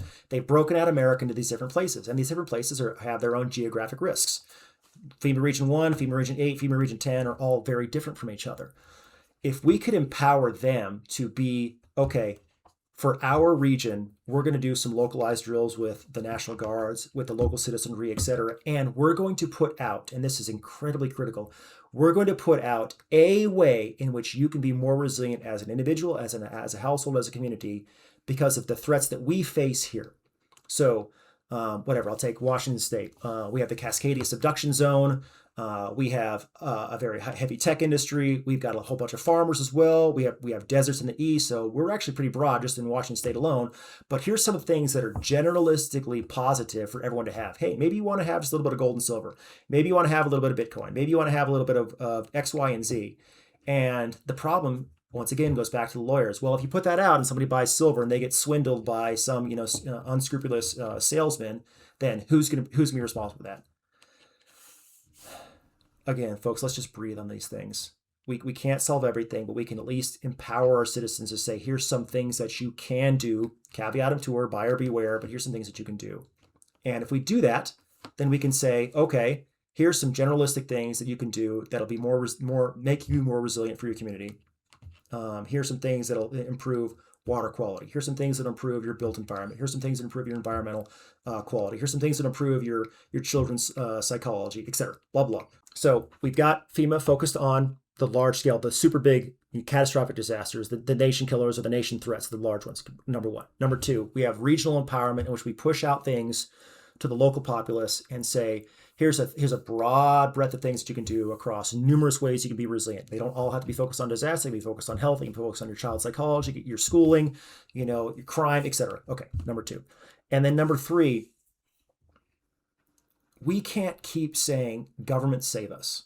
There has to be a point in time in which we, once again, say, what are we going to do? What are we going to do as a county? What are we going to do as a community? What are we going to do as a state to look after the things that we are responsible for? What's going to be our initial, not just resilience efforts, but also our response efforts as well. And we need to focus on the resiliency piece first. The response efforts are going to happen because they always happen. They may be late, they may not be exactly what you need, but the resiliency portion is going to make us better. If I could wave a magic wand and give everybody in America a bunker versus give everybody in America a 15% body fat rating, I'd do the body fat rating, because the body fat rating is going to make them so much more healthy, so much more resilient in far more things than having a bunker. A bunker could be a very good thing. There are still risks out there. North Korea could nuke Portland tomorrow, or at least attempt to. But that bunker isn't going to make America nearly as resilient as a 15% body fat rating is for men and 18% for women, or whatever the number is going to be. These generalized resiliency things, the microgrids, we're looking at data centers right now, and the 50 gigawatt delta that's going to happen over the next 3 years for the data center drains for every time I hop on Grok or ChatGPT. What are the microgrids we're going to utilize? Are we going to start empowering small modular nuclear reactors so that if the grid does go down, my microgrid is empowered because I'm off that grid and I put a Faraday cage around it, so my 50,000 person town is going to be more resilient? What are we going to do at our level that is not going to need to be driven by a national conversation? So those are the three things that I would focus on if I could kind of wave a magic wand and make America more resilient. It doesn't have to be for disaster. A lot of these things are very ecumenical, or very positive in a whole bunch of ways. If the big disaster never happened, being physically fit is going to help me in a multitude of ways. That's what I would push for. And again, across social, physical, intellectual, emotional, and spiritual. I'm seeing one country right now do this very successfully, and that's Latvia, of all places. Latvia has put out a state defense concept that they put out in 2020. It's now fully implemented right now, and it covers all 5 things. It is a whole of society response. I'm watching Latvia because I want to see how their citizens respond. My feeling is that Latvians are going to have far more pride in their country. They're going to have far less levels of fear, and they're going to have far more higher levels of agency. So that's a test case right now for sure. There's a critique that you make implicitly and explicitly in the book that's coming up in your response just now that I want to push a little deeper on. Mm-hmm. In arguing for personal responsibility and agency, and individual agency in particular, there's also a reaction to the bureaucratic state that has emerged in America. And you reference a number of different things, some of which you've brought up. You've also referenced how America responded to the COVID-19 pandemic. You've referenced American border policy. I'd love if you could kind of sketch what your critique of the bureaucratic state is and why you think that's getting in the way of our resilience capacities. So again, I keep going back to World War II. World War II, but pre-World War II, our government was still relatively small. I mean, yes, FDR made some massive changes because of the Great Depression. So it started at the crash of '29, but we've continued to put more and more and more and more and more on our government. So let's take food security as an example. We had a government shutdown. It lasted for 40 some odd days. Within 2 weeks of that government shutdown, we saw that food banks near military bases saw an increase of 30 to 75% of visits from military family members. Okay, that's of high concern to me. If our military members are having to go to food banks after just 2 weeks of a government shutdown, that does not bode well for resiliency as a nation, especially for our guardians and protectors.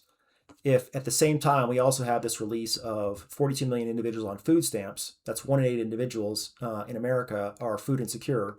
I take that from one end, I take the military from another, and I combine this together, and I'm like, we are just that one statistic alone, those 2 statistics alone, of the domain of food security is of huge concern to me. Why are we so dependent upon the government for eating on a regular basis? That something is under the hood that is of exceptional concern to me. We go back to the Victory Gardens, 40 billion, 10 billion pounds of food, 40% of American food or vegetables were produced on Victory Gardens. Where is the government coming out and saying, hey, you know what? We learned a lot from this government shutdown for both our military members and our citizens on food stamps. We're going to push a National War Garden Commission again. Because holy crow, we need to eat healthier again. put Robert F. Kennedy in charge of it. I don't care because he's the Maha guy. Great. I don't care who gets the credit on this one. But government can change the discussion of things and give the impetus and give the psychological space to walk through that. It unfortunately, I hope it doesn't. Unfortunately, it might get coded as being pro-Trump or pro-Republican. I hope it doesn't. I hope that vegetables can remain apolitical. But we, just to your point, we depend too much on the government right now, and when we do so, we lose things over time. And so the individuals that are not depending on the government for everything become more and more ostracized. They become more and more of the difference of the others, and that is unhealthy as a country, because we need to have some of these things that tie us together that are apolitical, that both the left and the right enjoy. That can be done in New York as well as they can be done in Texas or California or Kansas. And we don't have that right now. Am I fully answering your question on that one? I want to make sure I'm kind of going along the right train on this one. Yeah, Okay. absolutely. Yeah, and I appreciate you elaborating. You've been here with me already for over 90 minutes. So I have one more kind of question in this vein before we get to my recurring questions. Okay. I'm wondering, this is obviously a different moment in history. We're not in the full dominant narrative clutch that we maybe were in the 80s, 90s, early 2000s. But I have to assume that going kind of meta for a second and thinking about the book as its own site of research and case study as it circulates in the wild, what resistance or critiques are you encountering that are at least catching your attention because they're good faith critiques? And is that changing any of the ways that you're thinking about the work you're doing? No, that's a great one. I do like critiques. And I'll give a few. One I read just the other day, and it wasn't directly directed at me, but I was like, gosh, maybe I need to tweak my model a little bit. So on my book cover, I say resilience is a mindset, and I talk about the ways that resilience is a mindset, the reasoning behind that, and it's all five. It's social, physical, intellectual, emotional, and spiritual. But it starts out as a mindset. You have something that has to kind of like push you to do the thing. Okay. But this individual is from Joe DeCina. He's the founder of Spartan Race. I love obstacle course racing. All the medals back here are from obstacle course racing. It's Tough Mudder, Spartan Race, Savage Race. I've been to the World Championship several times. I love it. I got a bad hip, and it's one of those things that I kind of force myself through the pain because it's just enjoyable and it helps me keep me alive and is assistive. But he says, stop thinking of resilience as a mindset. Start thinking about it as a structure. And I'm like, So I thought about that for a while. He gave his argument. I'm like, yeah, I kind of have that implicitly with my social, physical, intellectual, emotional, and spiritual model. But I was like, maybe I need to start talking about resilience more along the lines of all the different ways in which you can be resilient through those five different domains. So that's critique number one that I'm playing with right now. I think he's right. Thankfully, I have that in the book, but it wasn't called out. I start out with resilience as a mindset. So that's one. The other one is just this. It's interesting to me, and part of it is I haven't squared the circle on this. Every person that I talk to that has anything that has to do with resiliency is like, man, Chris, I read your book and like, it's fascinating. You tied all these things together, very, very well footnoted, very well researched, very logical. It flows. Yes, the statistics chapter was hard. And there was one other chapter that was kind of slogged through a bit. I think it was the controls chapter a bit in the perils, but the rest of the book was like, man, just bam, bam, bam, bam. It's like reading a murder mystery. It just flows really fast. It's an action movie. Okay. But I can't get my other person who's also interested in this stuff to be interested in what you have to say. And that blows my mind. I mean, we just had a government shutdown. We thankfully didn't have a very bad hurricane season, but there's all these risks out there. There was just the election of Mondani. There's the midterms that are coming up next year. There's the atmospheric river that's hitting Southern California. There's all these threats and hazards out there, but no one wants to like take charge and like start making changes because when they do want to discuss these things, especially with some of these media types that I talk to, they want to make it a gamification. Hey, Chris, how can we gamify what you have to sell? Like, what do you mean? Well, we want to make it more along the lines of like The Bachelorette or, some sort of competition type thing where we're pitting people against each other, or we're putting them in a scenario in which they have to act like it's a game show. And I haven't squared the circle onto why that is. Why do we have to make something Netflixy in order to sell the underlying goodness that's there? What has to be Netflixy about having backyard chickens? What has to be a gamification of gold going to $4,200 an ounce or $39 trillion in governmental debt? Why do I need to gamify that? Why can't we just talk about these things on the merits and then start slow? Why do we have to go to the zombie apocalypse for this stuff? Maybe you can help me out on this one, but I've had a massive amount of resistance from the media to even bring me on because they want to either make it the Sentinels and the Noahs, or they want to talk about they want to bash the president, or they want to talk about Civil War and Charlie Kirk. Now, I'm not opposed to talking about any of those things, but why can't we just talk about this, the reality, just the day-to-day positivity of these things, like losing weight or going to the gym or turning off your phone at night, or maybe not doom scrolling so much? Why is that? I just haven't figured that out yet. Maybe you can help me out. I definitely can't, because I encounter a very similar phenomenon with this podcast, where I feel like I'm talking to the smartest people who are alerting us to all the different parts of our house that are on fire. And they're saying like, hey, there's a fire extinguisher right there. We just all have to reach for it and go use it. And consistently, I have trouble breaking through with that. So I share that frustration. I mean, there was a piece that I recently read called "Everything is Television Now," and this sort of basic idea that everything has to have this televisual entertainment quality to it in order to pierce through. And of course, there's the atomization of attention, to say nothing of the individual, like the individualization of everything, but also the fracturing of our, like inside of our minds, the fracturing of our ability to stay focused on any long thing. So all I can say in response is I empathize with how that feels. But I don't have. Everyone tells me I need to get on TikTok or Instagram. And I'm like, man, can we get past the goldfish, 8 seconds of attention span? Just a little bit. Trust me, if you guys do these things, no matter how you start out with these things, it will make you feel better after doing it. It's like going to the gym. It hurts while you're doing it. It hurts when you go for a 5-mile run, but after you do so, you feel that runner's high. So can we just get past that? Okay. Your lips to God's ears. Huh. One thing, you brought it up a couple of times, and I'll say, I'm obviously very excited about the election of Mamdani, and I think a lot of my listeners probably are as well. It sounds like maybe you're less excited, or you're echoing folks who are less excited. I'm curious if you're able to sort of make the argument or the case for why folks are not excited about his election. Sure. I won't get too much into politics. I'll kind of take this up a level. Once again, appearing on my own behalf. These are my own personal thoughts. Mamdani, he was in the White House the other day, and this reporter's like, do you think that President Trump is still a fascist? And Trump puts his hand on Mamdani, saying, it's like, okay, you can just say yes. And people call Mamdani a communist or a Marxist, and we're gonna throw labels. And again, the politics of things, I remain apolitical. But let's look at what Mamdani gets right and what Mamdani gets wrong. And I think I can hopefully bridge the divide on this. So let's go back to, no kidding, Karl Marx. What was the impetus of Karl Marx writing Marxism, and what was his Communist Manifesto about?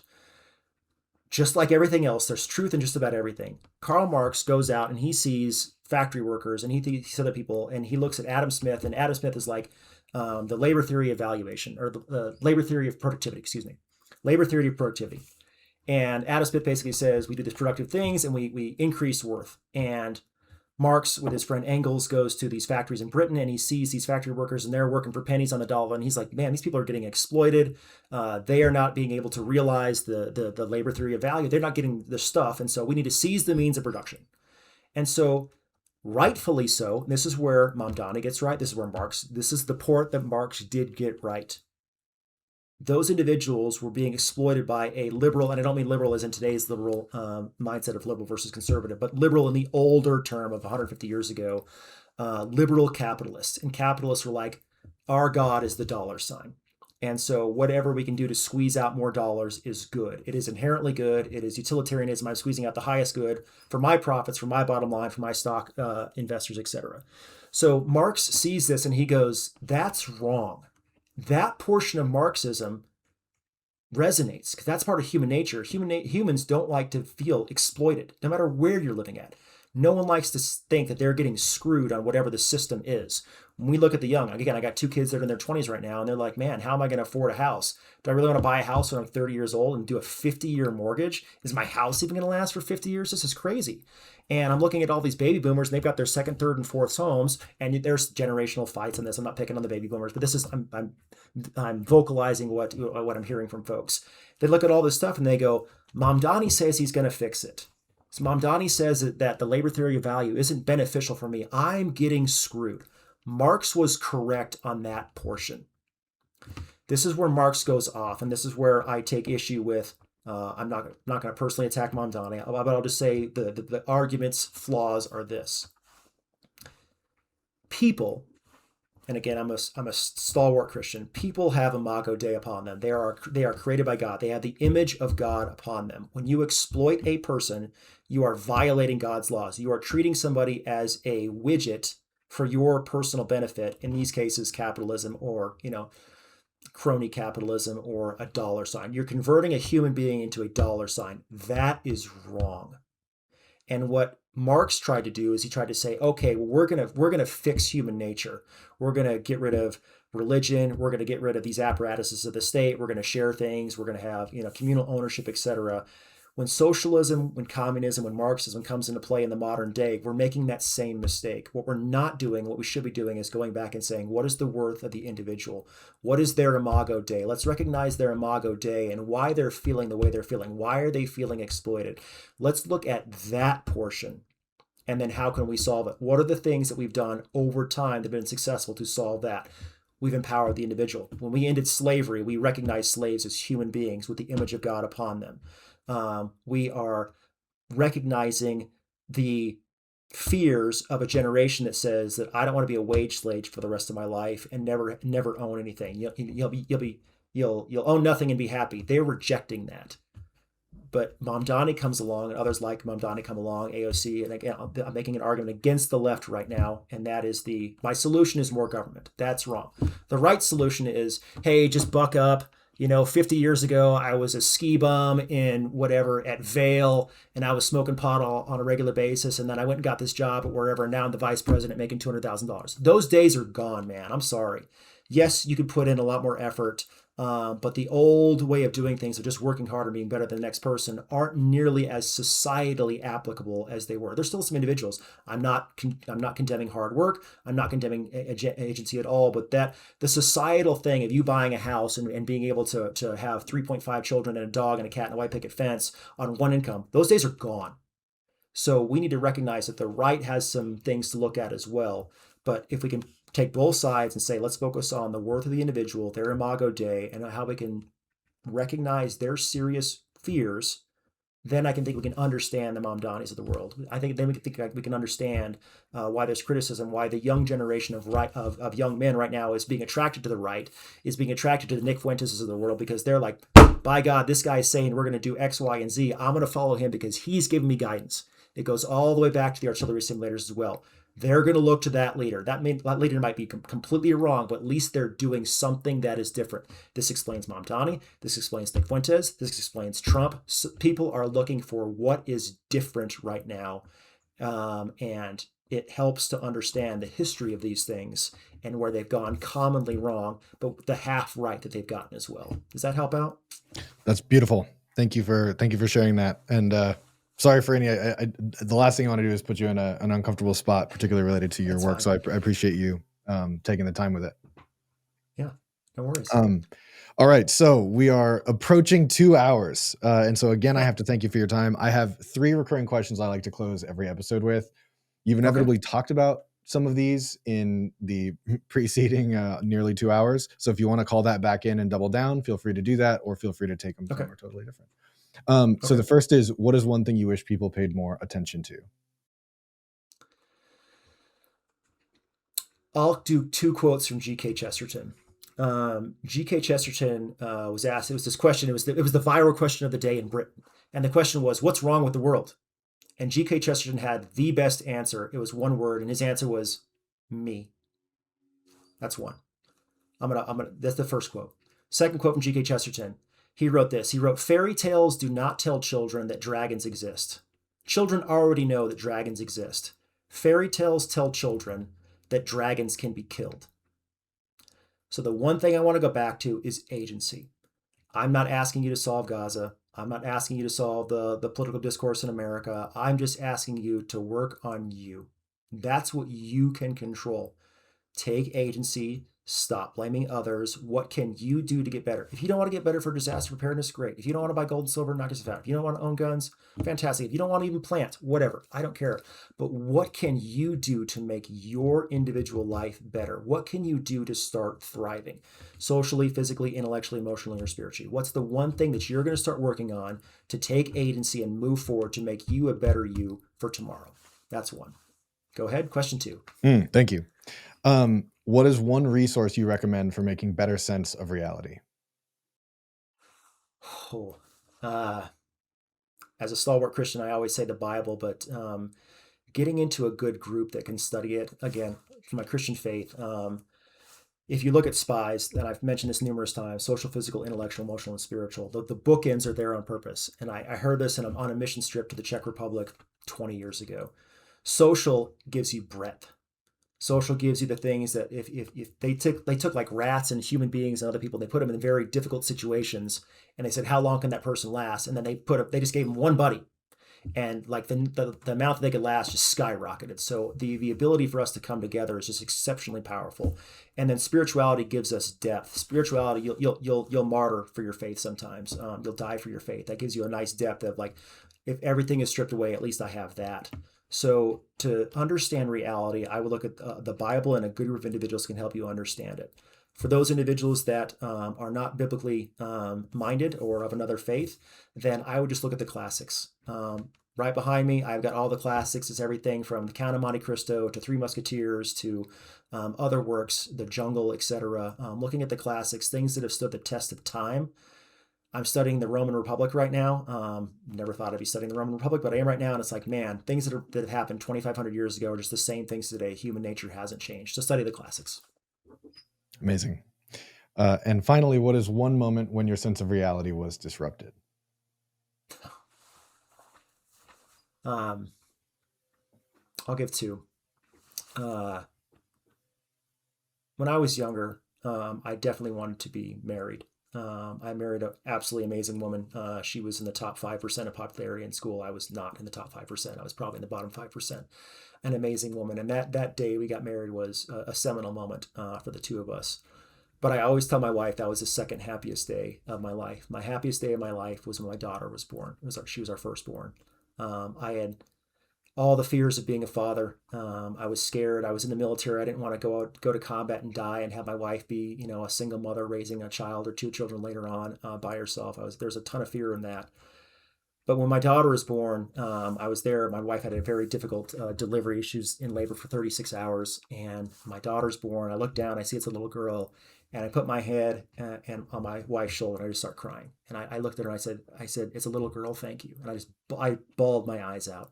Just absolutely bawled my eyes out because I was never a perfect person. I had a very struggled childhood, and I never thought that God would reward me something just as perfect as her. So that was one thing that just shattered how life was, and I wanted to be the best man I could be for my wife, and I want to be the best man I could be, best father I could be for my children. So that's one.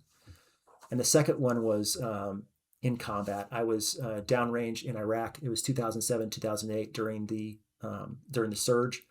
We had people getting hit left and right with IEDs. We had assassinations, sometimes successful, against some of the sheiks that I was working with. And they were always asking me to solve problems that I had no training whatsoever to do. And it was a lot of just regular street level bureaucrat stuff. Hey, Naqib Ellis, Naqib is Arabic for captain. Naqib Ellis, my shower doesn't work. Naqib Ellis, my electricity doesn't run. Naqib Ellis, we're Sunnis and the government hates us and we can't get these stamps for our schools so our children can't graduate and go from 4th grade to the 5th grade, et cetera, et cetera. Solve this for us. And I was so angry by not being able to solve these things for them because I didn't know what I was doing. I was just figuring it out. I was just like, whatever. Okay, I'm gonna crack open the books. I'm gonna start making phone calls. I have no idea how electrical transmission works. Let me go figure it out. Let me just literally follow electrical wires and see where they go, and to get to a substation, then ask somebody there that can help me out. So I get back from that deployment, very, very angry, 15 months. And I go to the Army, and they're like, yeah, we're offering master's degrees if you stay in. And I'm like, I want to go get a master's degree in building nations because that's what you guys are having me do. I want to go figure it out. So I did. That started my academic trajectory to the military. I've never looked back, but that altered the way I thought about things. And I've been able to take that experience from what I've done in combat in the military and what I've done academically, fuse the two together and hopefully share it in a way that resonates with folks to help them become better at their levels writ large, and maybe learn some things from my stories and the stories of others. So there you go. There's my answer. Yeah, they may become resilient citizens, if you will. Highly recommended. I really hope I hope this conversation is an invitation to go deeper in the book. Chris, this has been amazing. I really appreciate you taking the time to join me on Urgent Futures. Thanks, Jesse. It's been a real pleasure. I liked the questions you asked. I'll have to think more on a lot of these so I can get better at the next time around. Oh, thanks. This podcast is edited and produced by Adam Labrie and me, Jesse Damiani. The podcast is presented by Reality Studies. You can learn more by visiting realitystudies.co. And if you appreciate the work I'm doing, please subscribe and share it with someone you think would enjoy it.